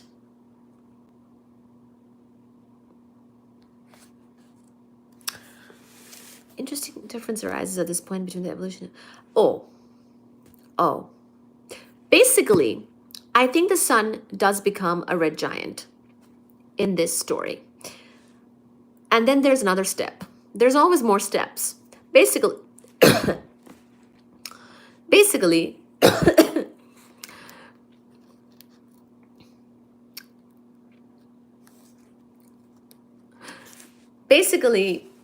an interesting difference arises at this point between the evolution of stars with masses greater than about 1.8 solar masses and those that have masses less than 1.8 solar masses. For stars of lower mass, as the helium core continues to collapse during evolution up to the tip of the red giant branch, oh thank God, the core becomes strongly electron degenerate. So guess what? Some of that electron degeneracy pressure stuff that we talked about is now applying. Furthermore, significant neutrino losses from the core of the star prior to reaching the tip of the red giant branch result in a negative temperature gradient near the center. So thank goodness some of the things we learned earlier is coming in handy now. Basically, the core of the sun at this point has already become electron degenerate, something we know happens with white dwarfs. And then there might even be significant neutrino losses because the neutrinos can all leave much easier and they carry away a lot of energy. We read about that too. So again, it kind of depends on the mass of the star, but it looks like this is what happens for the sun because that's less than 1.8 solar mass. Significant neutrino losses from the core of the star prior to reaching the tip of the red giant branch result in a negative temperature gradient near the center. That is, a temperature inversion develops. The core is actually refrigerated somewhat because of the energy that is carried away by the easily escaping neutrinos. Look at that. When the temperature and density become high enough to initiate the triple alpha process, the ensuing energy release is almost explosive. The ignition of helium burning occurs initially in a shell around the center of the star, but the entire core quickly becomes involved and the temperature inversion is lifted. The luminosity generated by the helium burning core reaches 10 to the 11 solar luminosities, so a lot of luminosity, comparable to that of an entire galaxy. However, this tremendous energy release lasts for only a few seconds and most of the energy never even reaches the surface. Instead, it is absorbed by the overlying layers of the envelope, possibly causing some mass to be lost from the surface of the star. This short-lived phase of evolution of low-mass stars is referred to as the helium core flash. So that's another phase. The origin of the explosive energy release is in the very weak temperature dependence of electron degeneracy pressure and the strong temperature dependence of the triple alpha process. The energy generated must first go into lifting the degeneracy. Only after this occurs can the energy go into thermal, kinetic energy required to expand the core, which decreases the density, lowers the temperature, and slows the reaction rate. So if you decrease density, you lower the temperature, slow the reaction rate. If you increase density, you increase temperature, and you make more things react more quickly, making more burning happening, basically. It is because of the very rapid pace of the helium core flash that stellar evolution calculations of low mass stars are often terminated at that point. Given the dramatic changes occurring deep in the interior of the star, it is very difficult to follow the evolution adequately. Very small time steps are required to model the evolution, meaning that a great deal of computer time is needed to follow a star through the helium core flash. This is why the evolutionary tracks of stars with masses 1, 1.25, and 1.5 solar masses are not followed past points 6. This is also why the annotated evolutionary track immediately following the red giant tip is indicated by a dotted line. The evolution is extremely rapid, and the computations are resumed when quiescent helium core burning and hydrogen shell burning are established in the star. So basically, they don't give a shit at some point to do the computation anymore. There is a dotted line, indeed. Okay. All right, so helium core flash, then what? This is why I hate our sun. It's too small. I don't give a shit. Here it is. Okay. Okay. All right. 6.6. So for both low and intermediate mass stars, as the envelope of the model contracts following the red giant tip, the increasing compression of the hydrogen burning shell eventually causes the energy output of the shell and the overall energy output of the stars to begin to rise again. Wow. Associated increase in effective temperature, deep convection zone in the envelope rises towards the surface. I think the overall theme is that it's gonna puff up and we're gonna die. I think most people don't do the full calculation. But don't quote me. We should read this book in more detail.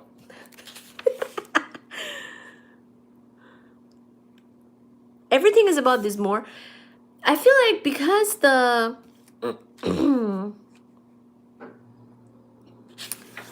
and part of it also, remember, is about their modeling.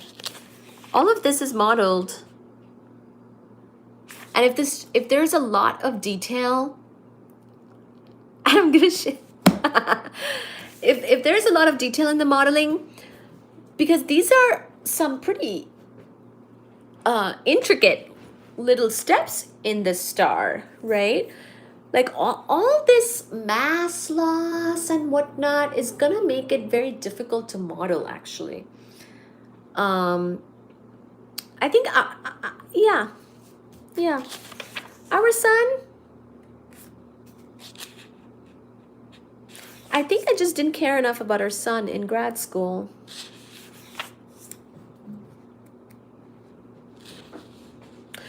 But also, look at this chapter. It keeps on talking about, where is the evolution?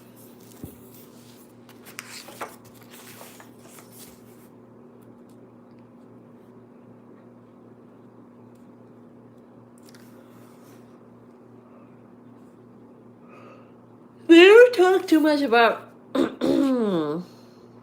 Oh, you know what? We will do this too. 557. So we were talking about white dwarfs from the other book, right? Why not from this book?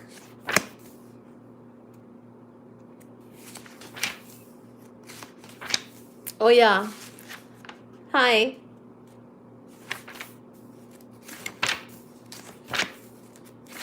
Hi, Grimace.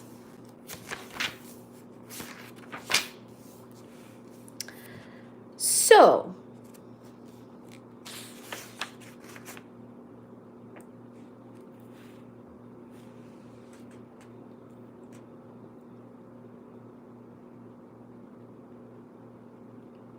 Sirius B is a white dwarf.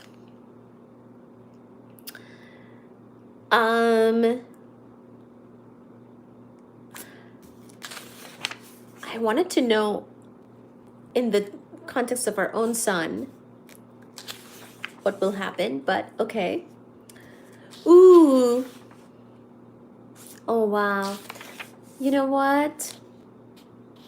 We just talked about the electron degeneracy pressure, Pauli exclusion principle. All of that is here as well. So covering all that again. Got it, got it, got it. Hello. I think that's fine. Yeah, I think it's fine. I was just making sure. I don't think we missed anything in terms of white dwarfs, but we have this other book too. So we'll go back to the discussion here that I was trying to recap, which is that depending on your mass, you're gonna die and make either a white dwarf or a neutron star or a black hole.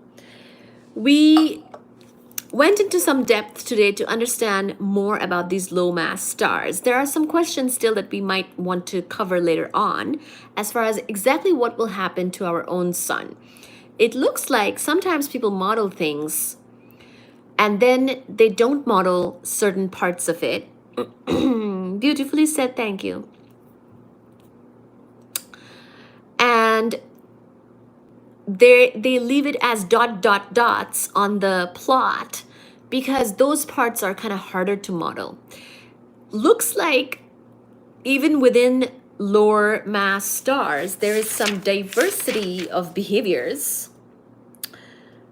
And depending on, for example, over here, even in this book, we knew that if the if the star's mass is between 0.5 and 5 solar masses, we would have anything from fusion of hydrogen to helium, helium to carbon and oxygen. The center of the star never becomes hot enough to fuse carbon and oxygen to heavier elements. Stars in this mass range are A, F, G, and K stars on the main sequence and end up as white dwarfs made of carbon and oxygen. So basically, main sequence stars itself have a great diversity. They're not all the same. Our sun, obviously, one solar mass. We even saw, we actually learned some additional information. Stars spend a long time on the main sequence and depends on the the star's mass. It will do different things on the main sequence. And some of the differences may lie in its core, if there is convection happening there or not, and how certain other phases develop, like when the core is done burning, will it then, burn the shell? Is there like some other things happening? Is there convection happening or not? So we kind of looked at all of that, but pretty much we know that at the end, these types of ranges of mass of stars will become white dwarfs. And those white dwarfs, as the stellar remnant, are basically supported by electron degeneracy pressure, which basically means that you can't squeeze electrons together beyond a certain point anymore. So you're kind of like stuck at being of a certain size. And white dwarfs, we got the Chandrasekhar limit. What was it? Quiz question. We saw that the maximum possible mass for a white dwarf, it's called the Chandrasekhar mass.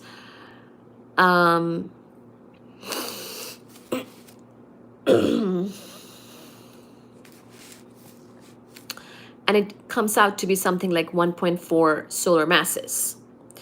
Squeeze electrons, you get boom. So no, that does not happen from squeezing electrons. What you're talking about is the atomic bomb actually works with it's actually a nuclear fission. Nothing to do with electrons. It has to do with the nucleus of the atom of heavier elements like the uranium. And it has to do with breaking apart a nucleus, nothing to do with the electrons. So, spreading misinformation in my chat here, not allowed. So, next we will talk about neutron stars, just to recap. What happens to stars whose initial mass is greater than 7 solar masses? There aren't many stars that massive, but they do exist. Very massive stars have short lives and die spectacularly, leaving behind a badly crushed corpse. The main sequence lifetime of a massive star is short. So we were just talking about the main sequence being long, but if you're a very massive star, you're going to spend shorter time on that main sequence. Life after the main sequence, when the star becomes a supergiant, is even shorter. The ultra-luminous supergiant is relying on less efficient energy sources, fusing hydrogen to helium, releases about 6.4 times 10 to the 14 joules per kilogram. Thereafter, fusing helium all the way to iron releases only 24% as much energy per kilogram. So we kind of saw all of that. We talked about Betelgeuse, who is expected to supernova any moment now. And then we talked about how the neutron stars, which is what we get as a stellar remnant for these higher mass stars, are supported by neutron degeneracy pressure. So core collapse can be stopped by neutron degeneracy pressure, because remember, there's a core collapse, that neutron star forms, degenerate non-relativistic and electrons have a pressure. The Fermi exclusion principle applies to neutrons as well as to electrons. Degenerate non-relativistic neutrons thus have a pressure as well. And a sphere of neutrons supported by degenerate neutron pressure is called a neutron star. You two are clearly the same person with two accounts. Oh, okay. Okay, so a white dwarf, oh yeah, and we also talked about how a neutron star radius is around 10 kilometers, 11 kilometers, something like that. So really pretty tiny. A neutron star is often compared to the size of Manhattan. It's very tiny compared to, its mass, and especially compared to the mass of the star and the size of the star that it might have come from. So all of that recap about the neutron stars. Ooh, and we also talked in much more detail about pulsars and how neutron stars are associated with pulsars. Pulsars are associated with neutron stars. And also pulsars are associated with core collapse, which is what leads to neutron stars. And core collapse, of course, happens to those very massive stars. So all of that we talked about a couple of lives ago, maybe the last live. And now, finally, after all of that, we come to black holes. Okay, so we will just touch upon this, because why not? We're here. So neutron stars are not the ultimate in compression for stellar remnants. We saw how there is, aren't you in the... Oh wow, look at you, Reese, you're famous. People know you. People know you. So neutron stars are not the ultimate in compression for stellar remnants. There exists an upper limit to neutron star masses, the Oppenheimer-Volkoff limit, that is analogous to the Chandrasekhar mass for white dwarfs. The upper mass limit for neutron stars is difficult to calculate because the strong nuclear force must be taken into account and gravity must be treated using general relativity, although there is still some debate among neutron star mavens. An upper mass limit of around 3 solar masses for neutron stars is generally accepted. So around 3 solar masses, all within that 10-kilometer radius. Stars with initial mass of over 18 solar masses or so will leave behind remnants with mass bigger than this 3 solar mass. These ultramassive, ultraluminous, short-lived stars will leave behind black holes as their remnants. So finally, we speak about these even more ultramassive, ultra-luminous, short-lived stars who, when they die, leave behind black holes.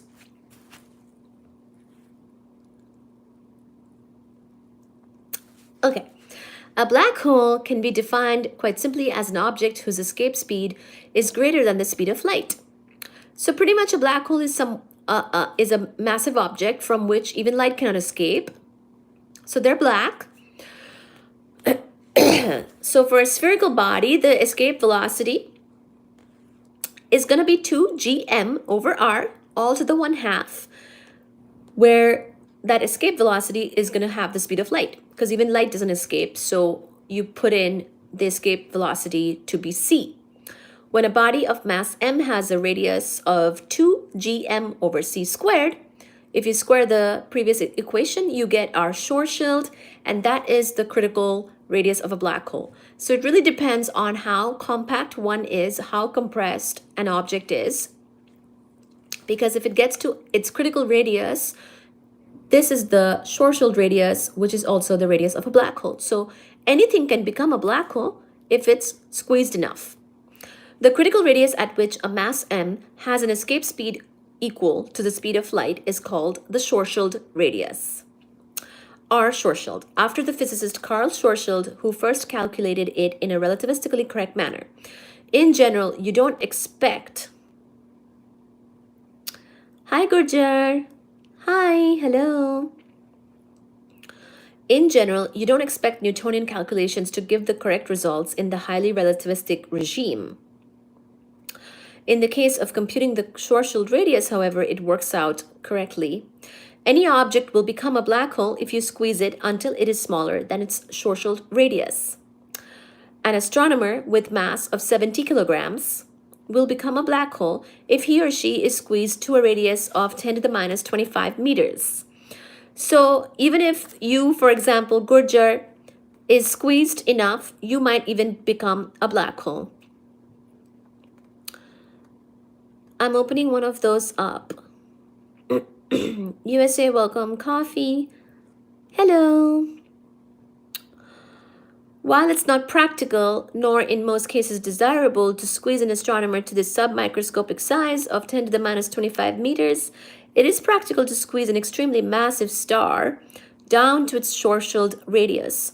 Just let gravity do the work. So if you let gravity do the work and a star has run out of its power, it runs out of nuclear power, and now it has all that mass, then you just let gravity do its work, and it will actually get squeezed down sometimes. In the cases of very massive stars, it will actually get squeezed down to its Schwarzschild radius, which happens to be this 2 gm over c squared, where you put in g, the constant for gravitation, and the mass is the mass of the star, and you get something like 3 kilometers times m over solar mass. So no light can escape. With a name like Gurjar,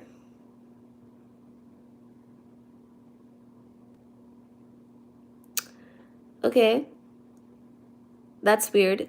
There are people who join from India, you know, they don't have to be in the US. We have viewers from all the countries all over the world. No need to, you know, talk about people's visas. Just worry about your own, aunt. Every black hole is surrounded by an event horizon, a spherical surface whose circumference is equal to 2 pi times the Schwarzschild radius. So, you know, Schwarzschild radius gives you the radius of the black hole. Just times it with 2 pi, you get 2 pi r. That's the, you know, that's the, oh my God. That's the event horizon. So every black hole is surrounded by an event horizon. So if anybody's, you know, wondering what is an event horizon, it's basically just the Schwarzschild radius times 2 pi r, where r is Schwarzschild radius. Hi, James. Hi from England. Just been looking at your cats videos. Beautiful and great. Thank you so much. We cover cats and physics on the channel. Cats and books. Hashtag cats and books. Hashtag booktuber. Hashtag physics. Thank you for coming to the live. Welcome, welcome. Welcome, welcome. We're covering black holes at this time. Hello to England. Welcome, everybody. Every black hole is surrounded by an event horizon, a spherical surface whose circumference is equal to 2 pi times the Schwarzschild radius. It is possible to enter the event horizon, but it is not possible to emerge again. So you can enter the event horizon of a black hole, but you cannot come out. This was kind of shown in the movie Interstellar. Well, actually, I don't know if they showed it this way or not. Nothing, not even light, travels fast enough. Maybe they showed it, but they showed it wrong or something like that. Nothing, not even light, travels fast enough to escape from the inside of the event horizon. So if you enter the event horizon of a black hole, you might experience even a completely different universe or something like that, because you're not expected to come out of the event horizon, okay? Because that's the definition of a black hole, is that you've entered into the place where the radius is given by setting the velocity, the escape speed, to the speed of light. So not even light will escape that particular radius or event horizon given by the circumference. General relativity predicts the existence of singularities within event horizons. A singularity is a point of infinite density and infinite space-time curvature.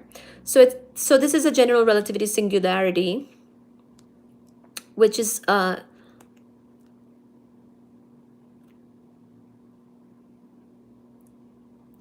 is it snowing in England? Hope the weather where you are is better than the weather where I am. We don't have snow right now. It's just very cold.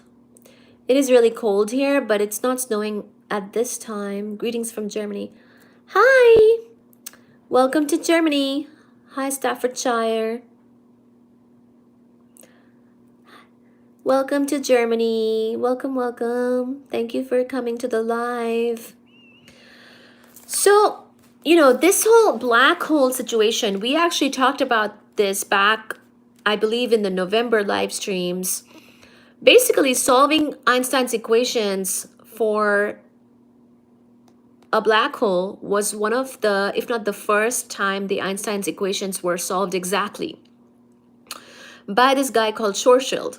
That's why the black hole stuff, you know, Schwarzschild radius, it's named after him because there you go. You can come to the live instead. I can't get into work because of the snow. There you go. It's live time for the snow day. Have a snowing day. Yeah. So basically, it was nice back then when they solved Einstein's equations exactly for what they called a point star, or I think they called it, they might have called it black star or point star or something. They basically solved it exactly for the first time in theory, and they predicted such a thing, such a singularity, basically. And then later on, we actually observed and found black holes in nature. So that's really cool. General relativity predicts the existence of singularities within event horizons. A singularity is a point of infinite density and infinite space-time curvature. However, to test the predictions of general relativity and see whether singularities really exist, you'd have to enter the event horizon of a black hole. Presumably, once there, you'd be able to discover the answer, but you wouldn't be able to communicate your results to the outside world. It would be the ultimate scientific tragedy, having a great result, but being unable to publish it. Publish or perish. In this case, we perished. Too bad. Lurid sci-fi movies sometimes regard black holes as dangerous vacuum cleaners, sucking up everything within reach. In fact, when you are far outside the Schwarzschild radius of a black hole, its gravitational pull is just the same as you'd feel from any other object of the same mass. So black holes are not that special if you're far from the Schwarzschild radius. They'll, you know, you would experience their gravity just like any other massive object. Thank you so much for liking the liking the live. Can we get 20 likes somehow, please? I'm just gonna chill out, sat in front of my fireplace, drinking coffee and listening to my Cardi B CD. Oh, nice. I've pressed the like. Thank you so much. It's okay if you want to listen to Cardi B. That's all right. It's okay, guys. Let him listen to Cardi B. Don't hate on our new friend. So basically, gravitational pull of a black hole, if you're far from, basically, if you're far away from the Schwarzschild radius, I would say if you encounter a black hole, just don't get too close to its Schwarzschild radius, because then you'll be fine. They're pulling your leg. Nothing wrong with Cardi B. When I was on a holiday a couple of months ago, I had a selfie with her. She's a lovely person. Oh, how nice. Yay. So basically, if you are far outside the black hole's event horizon, or basically far outside the Schwarzschild radius, then you'll be fine. It's safe, just like any other massive object. So outside of the Schwarzschild, when you're far outside of the Schwarzschild radius of a black hole, its gravitational pull is just the same as you'd feel from any other object of the same mass. What makes black holes potentially dangerous is their extremely compact nature. As you approach the central singularity of a black hole, you feel stronger and stronger tidal forces. So just like we get tides on Earth, on our oceans because of the moon, same thing can happen when you're approaching a black hole. You will feel those tidal forces until you're eventually ripped apart. So you feel stronger and stronger tidal forces as you approach the central singularity of a black hole from the outside until you're eventually ripped apart. If you want to spare your friends and relatives the gory sight of your demise, you should take care to dive toward a high mass black hole rather than a low mass black hole. For a low mass black hole, you will be ripped apart before entering the event horizon. For a high mass black hole, you will be ripped apart after entering the event horizon. To see why this is so, let's review what happens as you drop feet first toward a black hole. So there's some equations now. The tidal force pulling you apart will be basically this delta F is the tidal force, okay? Which is given by G, mm. Capital M is the mass of the black hole, small m is your mass, over r cubed times L. And L is your height, okay? So the tidal forces is going to happen because you have a certain finite height, and so your body is not going to experience the same force everywhere as you're falling into a black hole, okay? Scrolling through as I wake up for a little bit, I hear physics, Cardi B. Hey, Doro. Standard Oindri chat. Yeah. We're not talking about tidal forces of a black hole ripping you apart. So small m is your mass, small l is your height. So if you're an average sort of person, you might have a height of like 1.8 meters and your mass might be like 70 kilograms. I don't know. The black hole's mass is the big M and your distance from the black hole is the small r, and your tidal force is given by Gmm over r cubed times L, okay? You will be torn apart when the tidal force reaches a critical value of F rip. The classic studies of M Python reveal that the force exerted by a 16-ton weight is adequate to crush a human being. Since the human body is about as strong in extension as in compression, let's take F rip to be 16 tons, which is around 1.4 times 10 to the 5 newtons. Thus, the radius at which you'll be ripped apart is around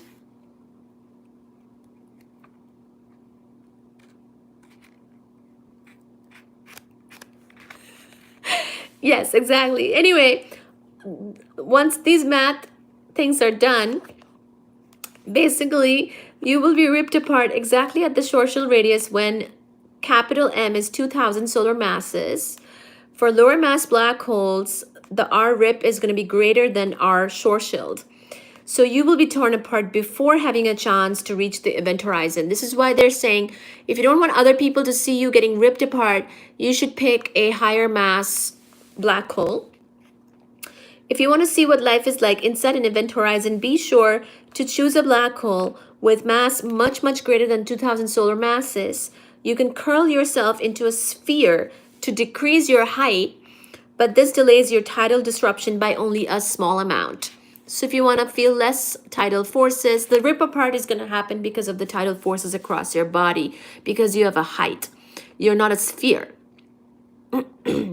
So because the ripping apart will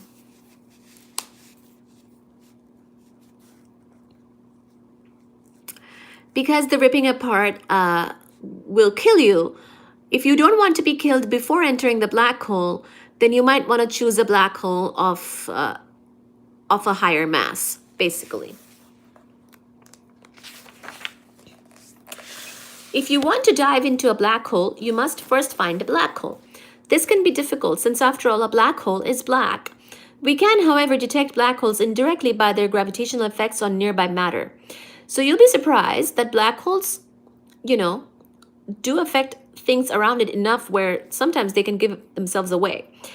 Consider, for instance, a black hole that is in a binary system with a normal star. If the normal star, as it evolves, swells until it is larger than its Roche limit, the tidal force exerted by the black hole will be great enough to strip away the outer layers of the star. So just like we were talking about tidal forces on somebody jumping into a black hole, tidal forces can even happen on other things that are near the black hole.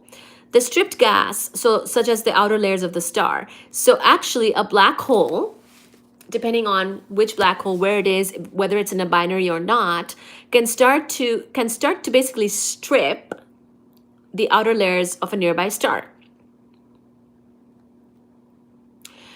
And of course, this happens because the outer layers of a star are going to be the more gaseous, the more loosey-loosey, goosey-goosey type parts, right? So the stripping is easier for that. The stripped gas, as it falls toward the black hole, will be compressed and heated to 10 to the 6 Kelvin or so. Wow, that's quite a bit. Since the falling gas will have some angular momentum, it will generally form an accretion disk around the black hole. The disk of hot gas will be detectable from the X-rays it emits. So this is actually one big giveaway that you're close to a black hole, or there's a black hole in the surroundings, is all the stuff that you can get from the accretion disk of hot falling gas, and from the X-rays that can emit. So once again, if you want to dive into a black hole, you should pick a higher mass one. We did some math to figure out that if the mass of the black hole is much, much greater than 2,000 solar masses, then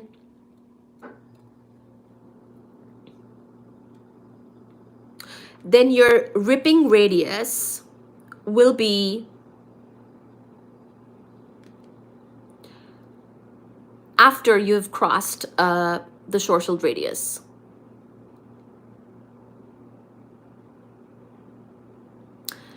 No, they are black, as in they don't let light escape, but there might be other things that are much more bright happening around them. Yes, exactly. So if the mass of the black hole is around 2,000 solar masses, then you will be ripped apart exactly at the Schwarzschild radius.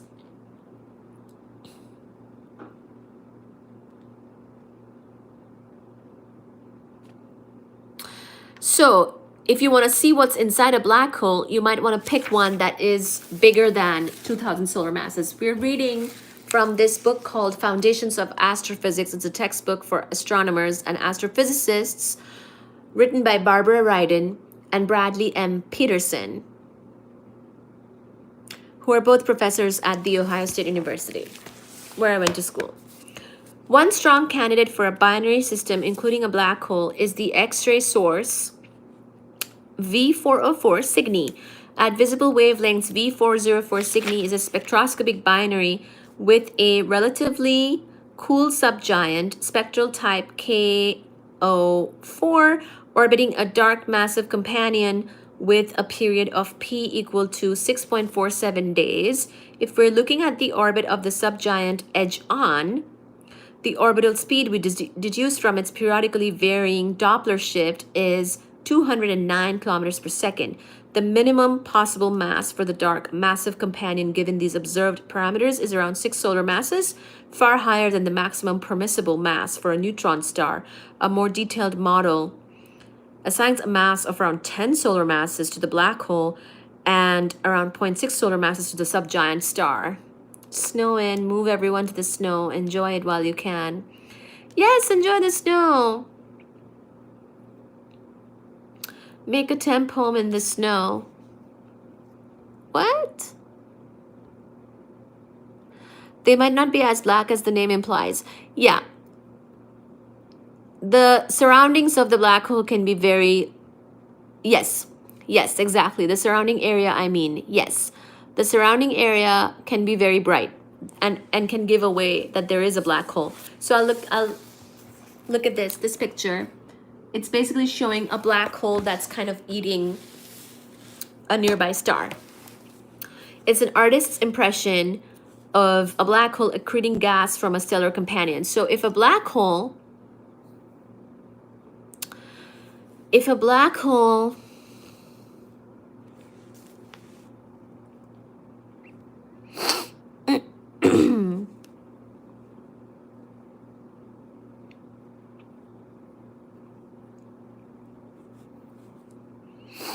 whenever I'm chilling out listening to some Cardi. Okay. Have fun, James. That's good.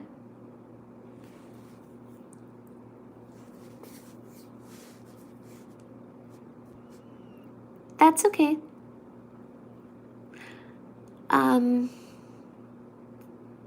Yeah.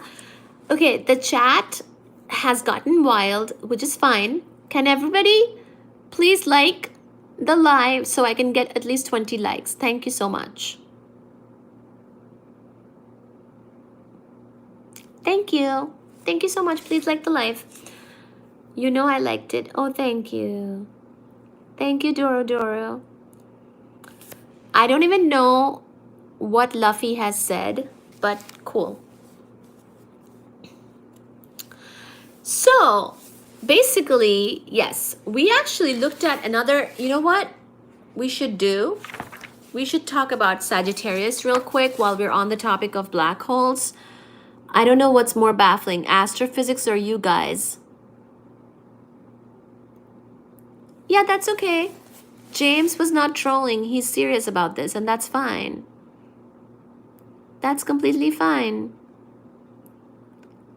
Let him. Good. Enjoy, James. Enjoy.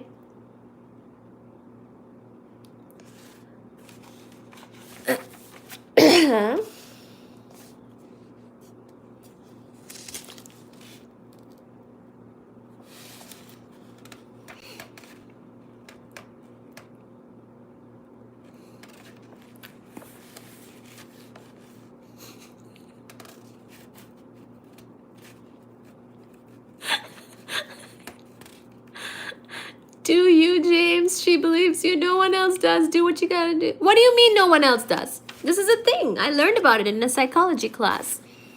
You don't have to explain, James. I know.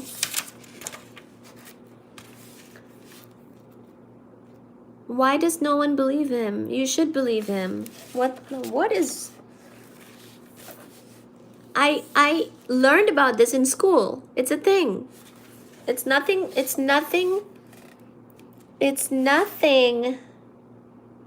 that unusual.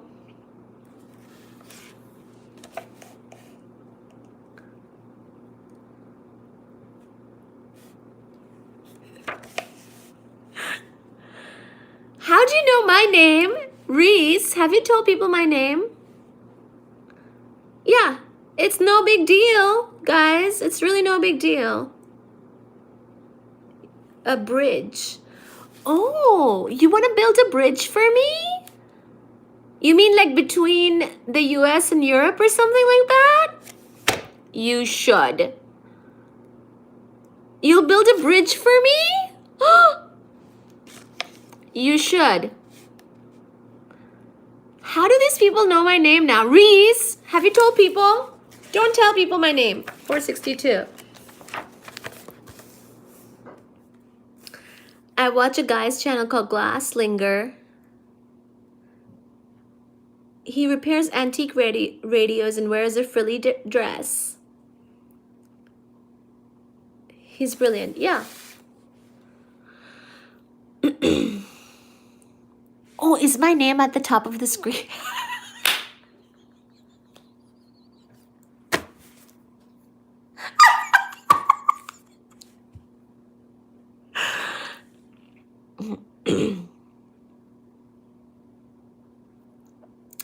It's Ian. Hi. Hi.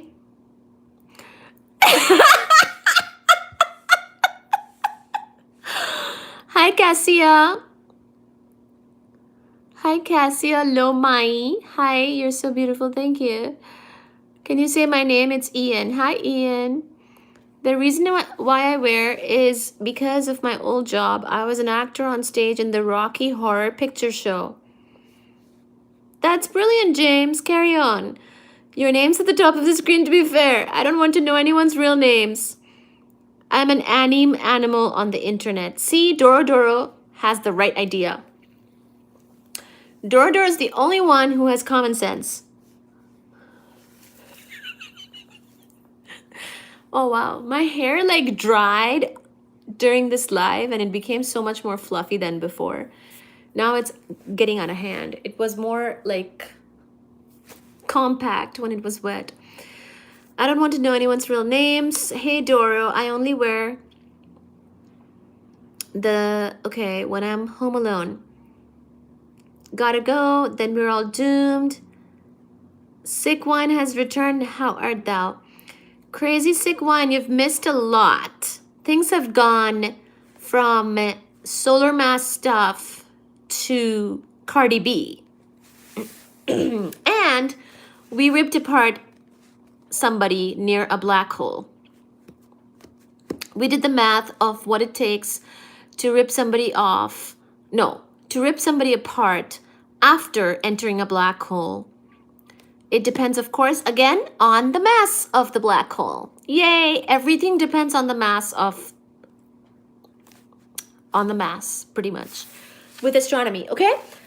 So, since we just mentioned black holes,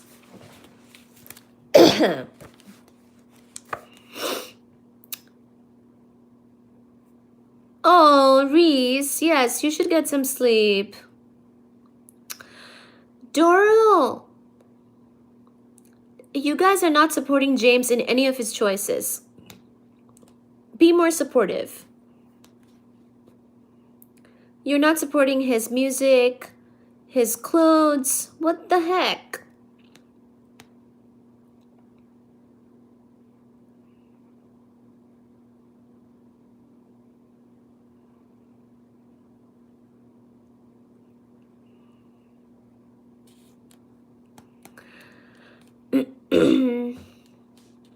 Good night, Reese.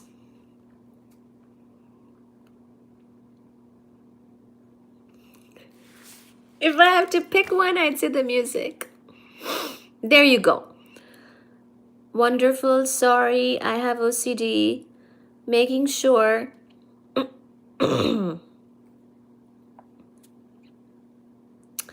My house is spotless at 12:30 at night, lol.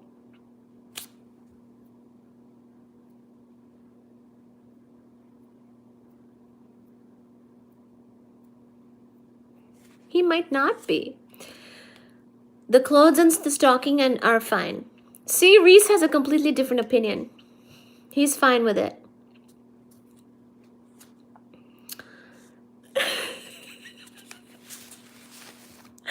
Okay, we will wrap up black holes with this example.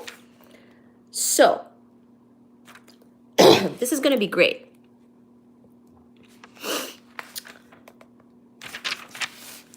The central regions of our galaxy, so now we're talking about our own galaxy, the Milky Way, okay? The central regions of our galaxy would be a good place to study stars, but a bad place to study external galaxies because of the high sky brightness. At the center of our galaxy is a strong radio source called Sagittarius A. So now, pay attention. The names are going to be slightly different for the different things, okay? The total region of radio emission is about 50 parsecs across for this radio source, Sagittarius A. The spectrum of the radio emission indicates that it is synchrotron emission produced by relativistic electrons accelerated by a magnetic field. So this radiation that we get in radio waves is not anything too bizarre, because basically the spectrum of this radio emission tells us some things about what might be causing it. It's basically synchrotron emission, which is produced by relativistic electrons, accelerated by a magnetic field. So it's not anything too crazy. It's like, stuff that can happen. The long prominences stretching away from Sagittarius A resemble solar prominences, scaled up by a factor of 1 billion.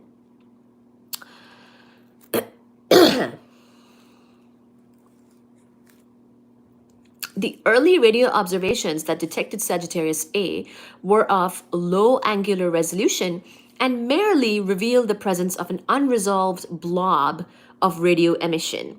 So, not super resolved. More recent observations have found detailed substructure in Sagittarius A. If we zoom in on the highest surface brightness region of Sagittarius A, we find an interesting radio source called Sagittarius A West. Sagittarius A West is a rotating mini spiral of partially ionized gas about 5 parsecs across. Its radio spectrum looks much like that of an hydrogen-2 region in which gas is excited by a central source of ultraviolet light. In the case of Sagittarius A West, the central source must be very luminous. But what is it?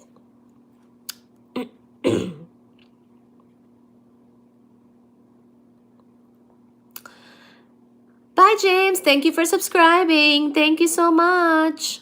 Thank you, thank you.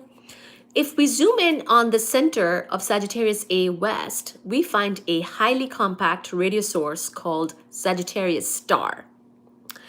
Don't look for a footnote. The asterisk is part of the name, which is pronounced Sagittarius A Star. So this is the name of this object, Sagittarius A Star.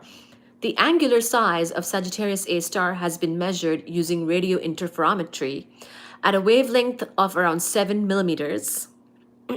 The measured diameter of Sagittarius A Star is around 0.8 milliarcsec, corresponding to 6 astronomical units in physical units. The high angular resolution provided by radio interferometry also enables a measurement of the proper motion of Sagittarius A Star. So observations by the Chandra X-ray Observatory reveal that Sagittarius A Star is an X-ray source as well as a radio source. The X-ray emission from Sagittarius A Star varies significantly on timescales of less than 1 hour, revealing that the majority of its X-ray emission must come from a region less than 1 light hour across. So let's review. Sagittarius A Star, it's fairly luminous, highly compact source of radio and X-ray emission located at the galactic center. The leading hypothesis is that Sagittarius A Star is a supermassive black hole that is accreting gas. So that thing we just learned about, black holes will sometimes strip the gas off of nearby stars and things like that out of their outer layers, basically. And that accreting gas is a source of radio waves and X-rays and other things, making the surroundings of the black hole rather bright, basically. Like, we'll pick up on the stuff that it's doing.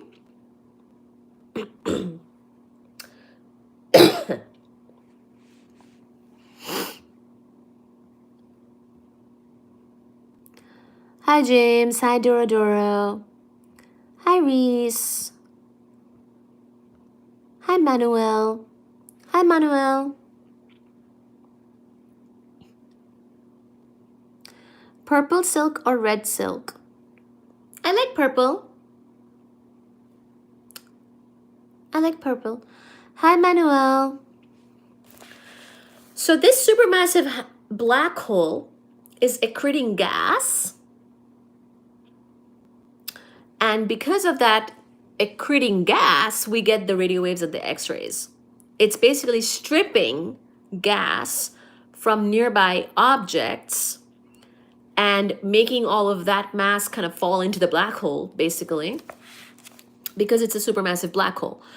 So a supermassive black hole is a black hole larger than would result from a massive star collapse alone. So basically, a supermassive black hole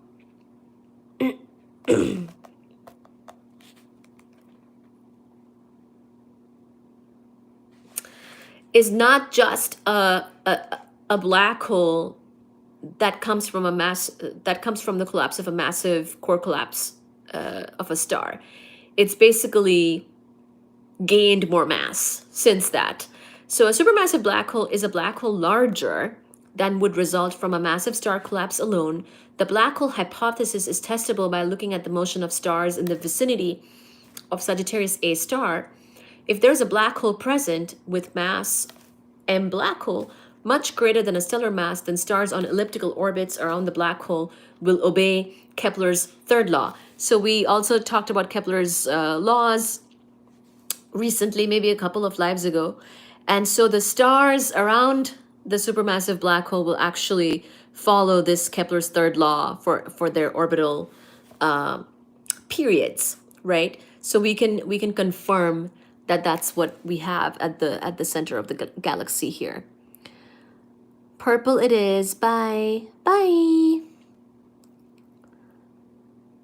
James, no, he could do an optional car window clean for shits and giggles. Car window? What does that mean? Oh, like cleaning the car's windows? Okay. So they basically looked at the orbits and saw whether that they seem to follow a Keplerian orbit or not, things like that.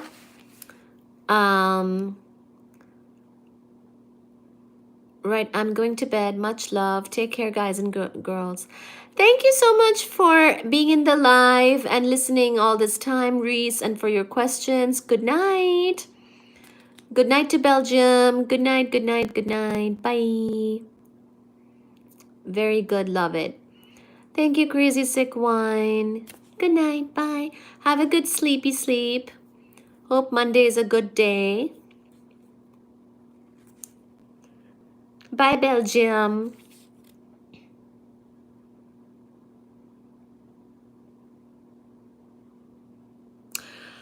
Oh.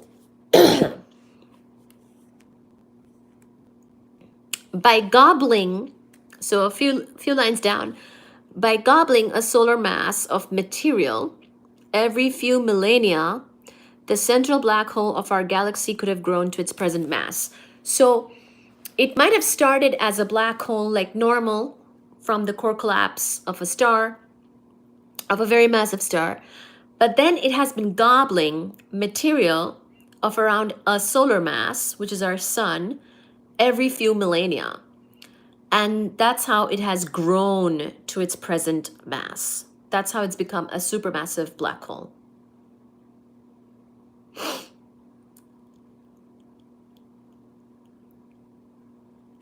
Oh, good. No mods.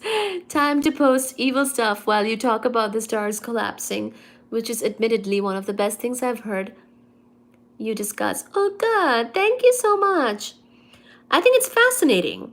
We learned that black holes less massive. So I'm connecting the black hole conversation we had in the context of the stellar remnant, which comes from the stars dying, to another discussion in the same book later on, which I knew about, which is the Sagittarius A star supermassive black hole at the center of our galaxy. And how there's clues present around a black hole as to whether we can find a black hole or not. These clues can often be very bright because they can be sources of radio waves, X-rays, whatever, because of they're going through something because of the black hole. The black hole is stripping mass off of these things, and the accreting gas can be a source of the radio waves and X-rays. So anyway, we saw just now that the tidal forces on somebody that's falling into a black hole, we saw sort of that discussion, right? So we learned that black holes less massive than black hole mass of 2,000 solar masses would tidally rip you apart before you could reach the event horizon. So that's why we were recommending that if you're going to pick a black hole to jump into, to see what is inside the black hole, what's past the singularity, which is something we haven't seen, we don't know, because we can't come back from that, so we cannot communicate back from that. But say if you wanted to really know, you would jump into one, right? But if you picked a black hole with mass less than 2,000 solar masses, you would rip apart before you could reach the event horizon. Thus, if you wanted to dive into our galaxy's supermassive black hole, you wouldn't be tidally destroyed until after passing the event horizon. But what would happen to a star approaching the black hole? Stars are held together by gravitational forces. Thus, a star of mass m star and radius r star would be tidally ripped apart at a distance r rip from the black hole's singularity. So, this r rip, this is equivalent. So by the way, this r rip turns out to be m black hole over m star all to the 1/3 times r star. Jumping into a black hole, literally a song by the band Gamma Ray, Beyond the Black Hole. Epic stuff. Oh, really? Oh, I didn't know that there was such a song. This is the equivalent to the Roche limit for a moon orbiting a planet. A star similar to our sun, for instance, would be ripped apart at a distance of 10 to the 8 kilometers times m black hole over 3.7 times 10 to the 6 solar mass, all to the 1/3 from a supermassive black hole. When we compare this to the Schwarzschild radius of the black hole, we find, which is 10 to the 7 kilometers times some stuff, we find that sun-like stars would be ripped apart before entering the event horizon. Oh, so long as m black hole is less than 2 times 38 kilograms or 10 to the 8 solar masses. So if a star is swallowed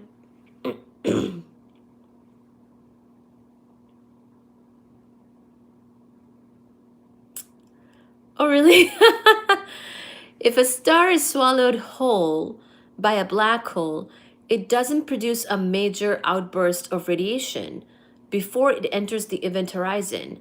However, if the star is tidally shredded first, its gas forms a hot accretion disk around the star and produces copious emission as it spirals in toward the event horizon. So it's so interesting. It really depends, again, on the mass of the black hole, what will happen. Basically, that same tidal force stuff that we talked about for a human being jumping into a black hole, don't listen to them, they rule, but you have a super bright future with your intelligence. Don't ruin it with German metal. Oh, really? Is German metal bad for your brain? So this is so very, very interesting. We would know less about a black hole if we didn't see this type of tidal forces, if we didn't see the tidal rip of things that are falling into the black hole. Because if a black hole just swallows a star whole, cleanly, then we don't see the major outburst of radiation before it enters the event horizon. It's only when it's tidally shredded first that it forms a hot accretion disk around the star that's falling and getting ripped apart as it's falling, and produces copious emission as it spirals in toward the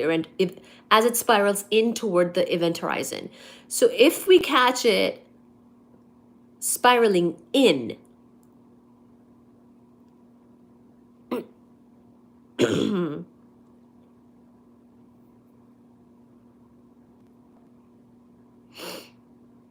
yeah, no, that's good.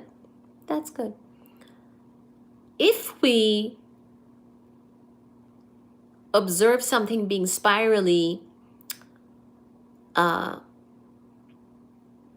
in towards a black hole, all that stuff, all that accretion produces a lot of emission in various wavelengths that we can catch, that we can observe.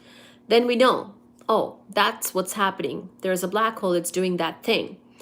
But if it swallows something very cleanly and we don't see that happening, then we wouldn't get the radiation and we wouldn't see all the evidence that surrounds a black hole. But black holes are definitely interesting. I'm pretty sure one is going to swallow Earth one day. Well, swallowing Earth is not a big deal. Earth is very small. Black holes can swallow entire stars, right? Depending on which one. But we are not, we're pretty far from the galactic center. That's another thing too, is that we are not close to the galactic center, probably a good thing. Our location is sort of away from the galactic center, so not a big deal. Only the planet we live on. I get your point, but that's funny. Yeah, Earth is really small, so if it did get swallowed, but I think another reason why we're here is because we're not really, we've had time to be here. The Earth's location in our galaxy is important as well. We're not really close to anything that's going to swallow us just yet. And so we had time to evolve on this planet, on our home planet. But yeah, Earth is very small. The supermassive black holes can swallow or rip apart stars, bigger things. This line I liked this line. This supermassive black hole has been gobbling a solar mass, a sun's worth of mass of material every few millennia, every 1,000 years or so. The central black hole of our galaxy, that's how it grew to its present mass. Sounds like you're fine with it. Oh yeah. I'm fine with it as in,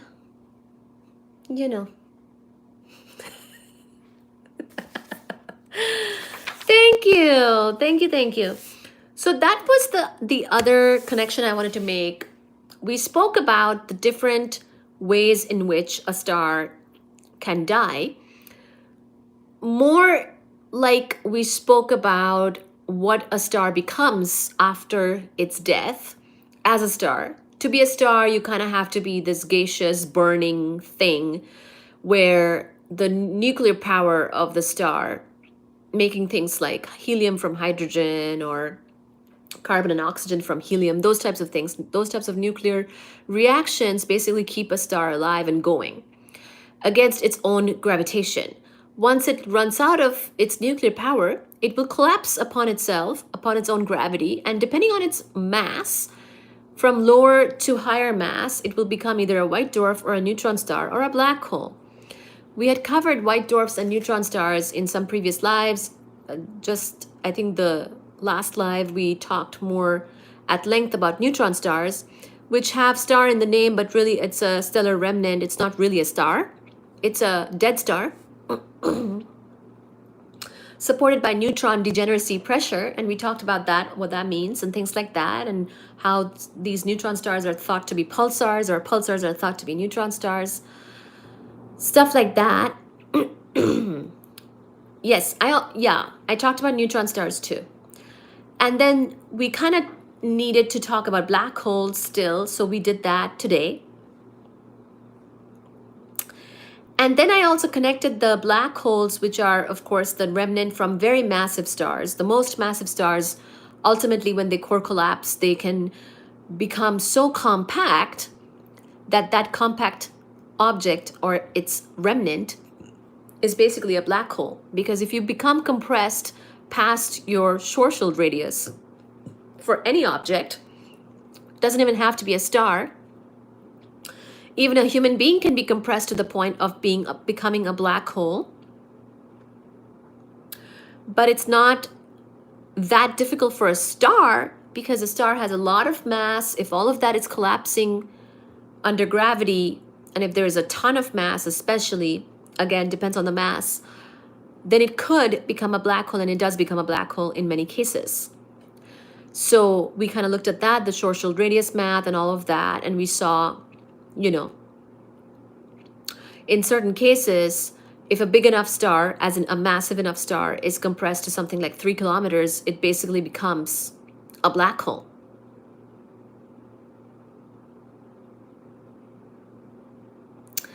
Exactly. And then we also looked at tidal forces around a black hole and how one would get ripped apart depending on the mass of the black hole. You might get ripped apart, or you might get ripped apart later on after you've already crossed the Schwarzschild radius. And then I connected all of this to Sagittarius A star, which is the black hole, supermassive black hole at the center of our own home galaxy, who has been eating a lot of material from its surroundings and becoming bigger and bigger. And that's how it became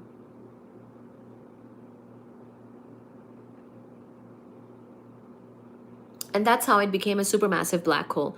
It did not just get made as a supermassive black hole. It got made as a normal black hole, but it's been since then eating a lot of material. And the way it's been eating material from all of that accretion of hot gas, we actually get signatures of it as well in the form of radio waves and X-rays. So that illuminates, pun intended, about the existence of such things like supermassive black holes. Plenty of walking black holes on Earth right now suck the light right out of you. That's true. Sounds like I missed something epic. I'll register tomorrow or the next day. Re-listen tomorrow. Yeah. So we actually talked about the sun quite a bit today and the main sequence. So I was trying to figure out something about our own sun earlier in the live because somebody asked a question. And I was hoping to get a bit more detail about our own sun's phases. We ended up reading a lot about main sequence and, you know, some of these phases that main sequence stars go through. Basically, the main sequence in the life cycle of a star is the longest one, and depending, again, on mass. Everything kind of depends on mass in astronomy and astrophysics, and especially with stars. So we learned that the main sequence, you can have all these different phases, and our sun is just one of many such main sequence type stars.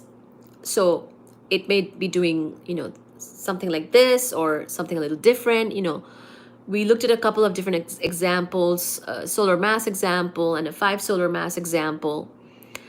And pretty much our thought was that the sun is going to become a giant at some point once it finishes its main sequence.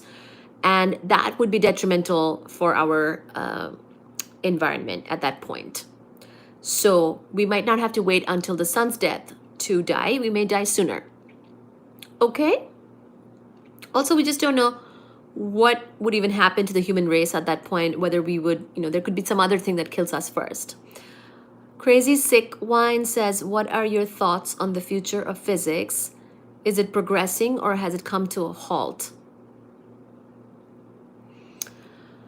Well, physics, I mean, it's always progressing, but I would say that the main progress that we make these days is on measurement, instrumentation, and observation capabilities. And people do a lot more collaborative, big experiments and big instrument type of stuff, which leads to more data, and then work still needs to be done to study all of that data that we would collect.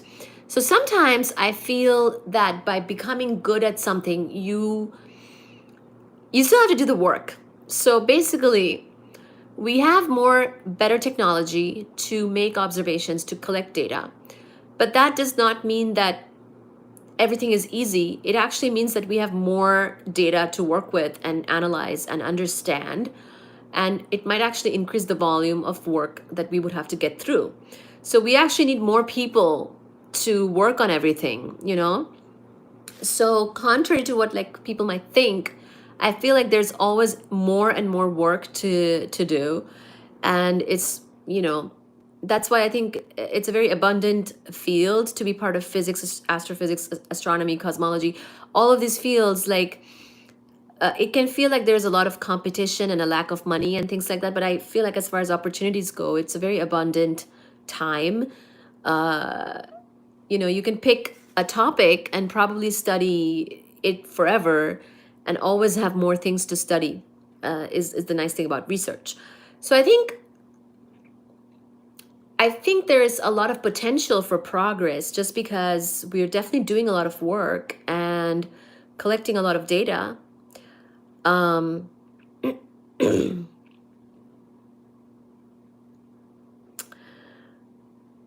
yeah, yeah.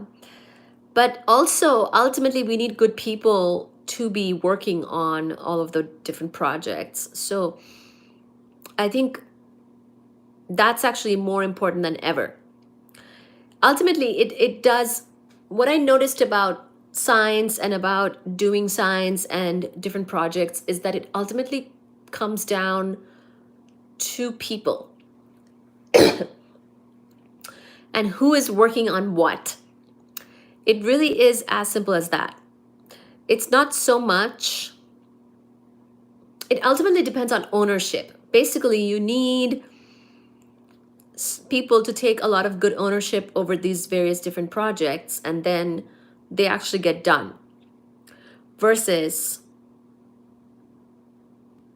you know what I mean? Like, we looked at that example of Tycho Brahe, who collected a lot of data and had some bizarre thoughts about what this solar system is like, right? But then Kepler actually analyzed the data and studied the data and shifted the reality of what people thought and came up with the actual results, which is the laws of planetary motion, Kepler's laws, lack of money. Yeah. So the good results and the good work often comes from ownership and opportunity of ownership.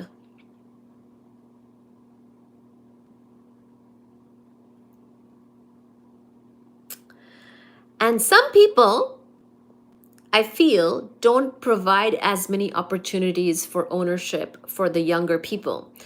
And that in itself is an issue. So, one reason for making science accessible to more people is hopefully to bridge that gap. It's almost like gatekeeping, right? I would rather that we did not gatekeep physics and what's happening so that more people can do all this work and we can get more progress. Thank you. Same problem as my fields. Yeah, I mean, pretty much these are really, it's a very old and a little bit gatekept field. And you'd be surprised that I don't know how brilliant you really have to be. You just have to get the right opportunity and then keep at it. Because simply by keeping at it, you're going to beat the competition, so to speak. There's really no competition because there's so much work to be done.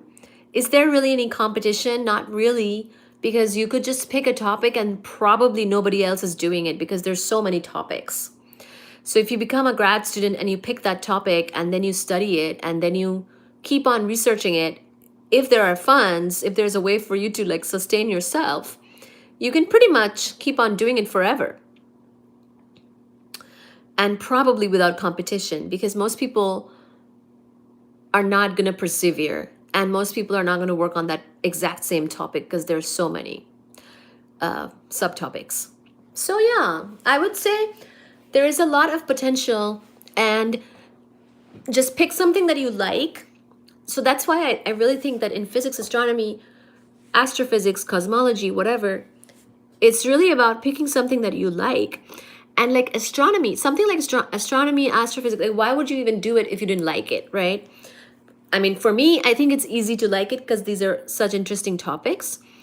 But like, uh, there are other topics to choose from if you want a particular application or to get a certain job after school. For something like astrophysics astronomy, at least pick something you like because that's the point of it. So I really think it's the type of field where you get to just do what you like, and that's the rewarding part.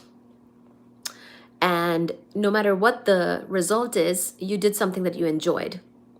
So, yeah.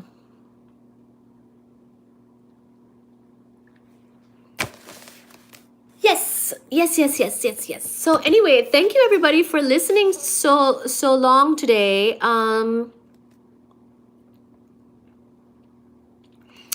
We talked about stellar remnants. What I realized today during the live in real time is that I don't know too much about our sun. I will say that if you look at my exact topic that I did, right? It's very much focused on extragalactic stuff. So our own galaxy and our own sun is almost like too local for me to have studied it, right? Because my focus was on things that are far away. So I know some things about our galaxy, but our sun turns out extragalactic. Yeah. So my entire thesis was on extragalactic stuff. I wasn't interested in anything that comes from this galaxy as a source. So I realized today with you that I know very little about our own sun. I knew a few things and it was helpful to read about that stuff, but yeah, sorry, I didn't know too much about our own sun. And I will continue to look into how our own sun will die.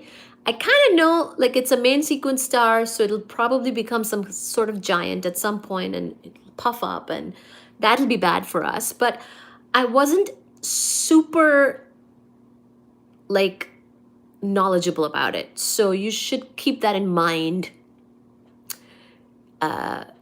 which is that I don't know too much about our own sun, We did have a chapter called The Sun that we did touch upon today. So hopefully I was able to provide some information about our sun earlier in the live today. But just intrinsically, in general, I don't know too much about our sun. It's not the topic that I focused on. But we did read about it some today. And I'll continue to do my homework on it because I understand that people might be interested in our own solar system and sun and whatnot.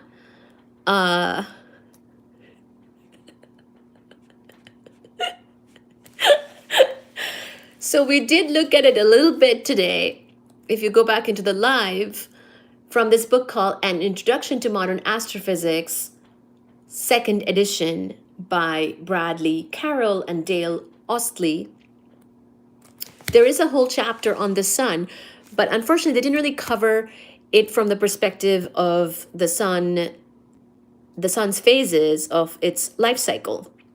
We did look at life cycle of sun or similar to the sun stars as well, but I don't know how concrete our discussion was today. We did read a lot, and you should, if you're catching us now, you can always go back into the live and look at what we talked about from this particular book as well. And this is a very thick book, so pretty much I usually cover stuff from the introduction, from the astrophysics book, the usual one. And then if you ask deeper questions, I also have this book, which is the thicker book on modern astrophysics. So fear not, we should be pretty much covered with these materials, because if not from this book, we also have this book. And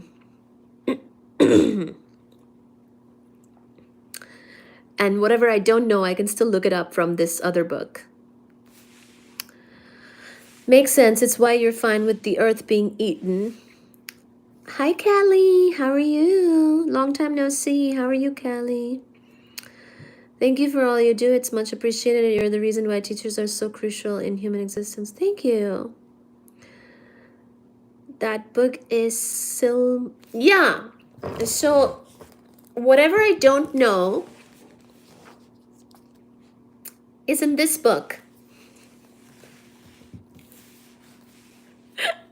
Look at how nicely it stands. It can just be placed. It'll remain standing. So I really like this book because it's so easy to just keep it somewhere. The book is similar to I Hate the Earth. Okay. I don't hate the earth. I like the earth. I guess, yeah. When I have my astrophysics brain on, I don't think too much about our earth and about our sun, just because of the focuses being different.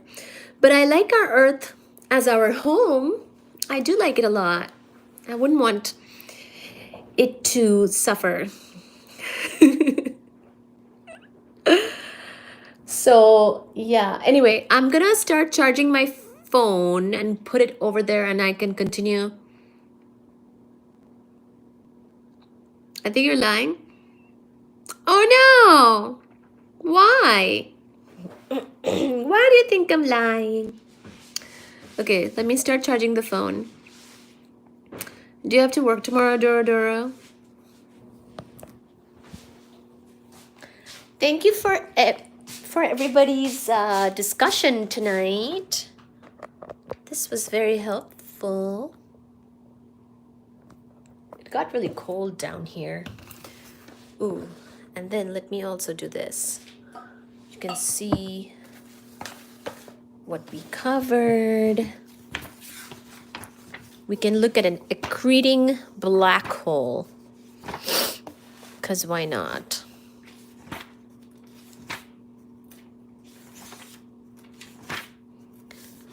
There, artist's impression.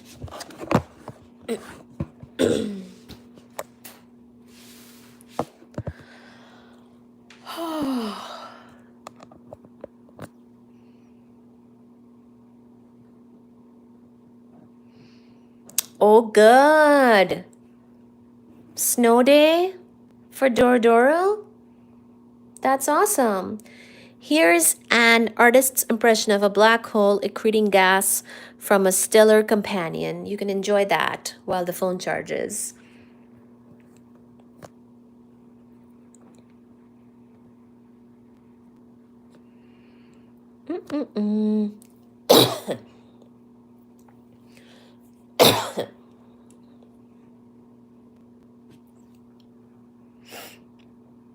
Phone is charging, yes.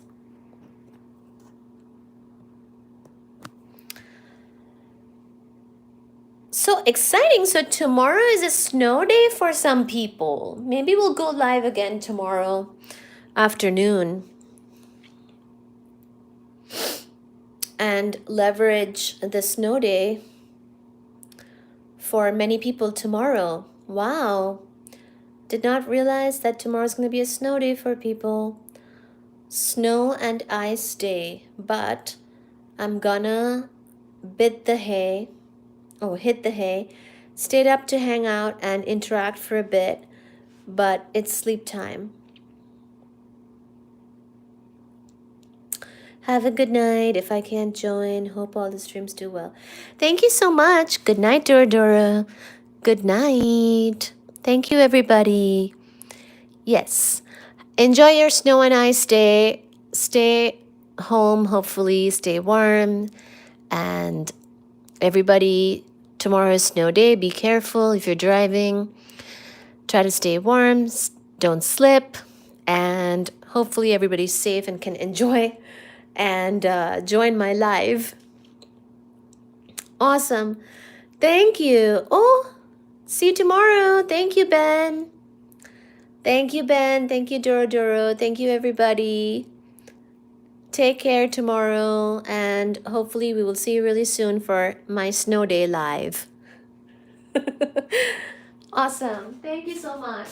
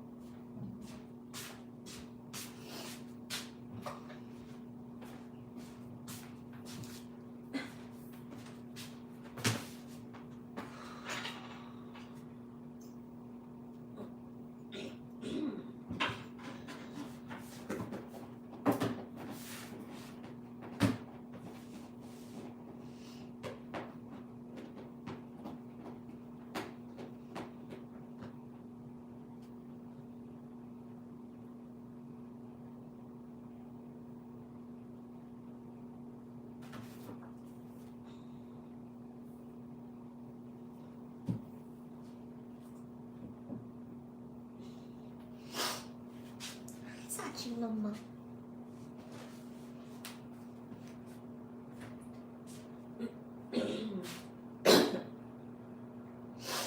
I'll be there to discuss what really matters.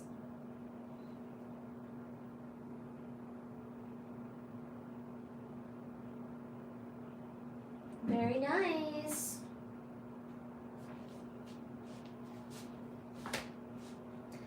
Hi, Fuji.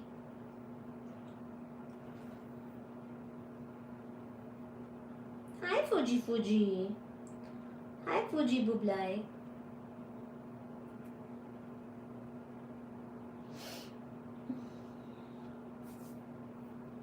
Oh, I'm getting tickles.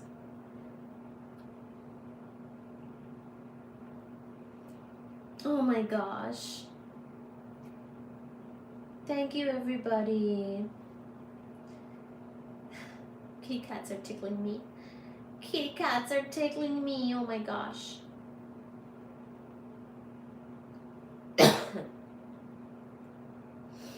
Oh, it's really got cold down here, didn't it?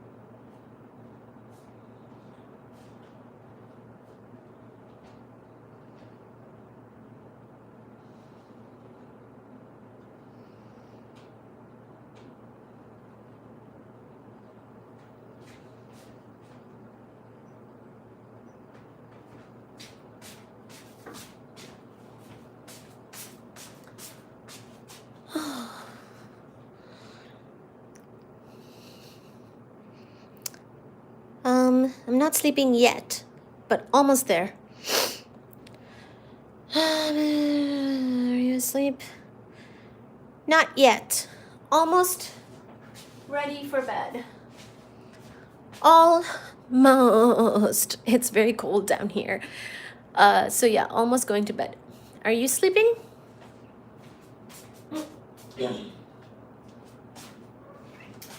Hi, baby. 1 second.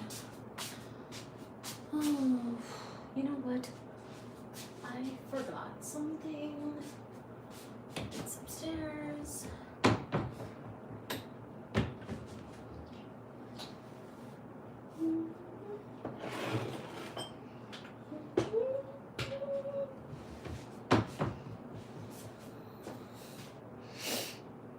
Night, night. Good night. Good night. Thank you. Hi, Sachi. Sachi. Meow. Oh my gosh. Okay. Here, have some.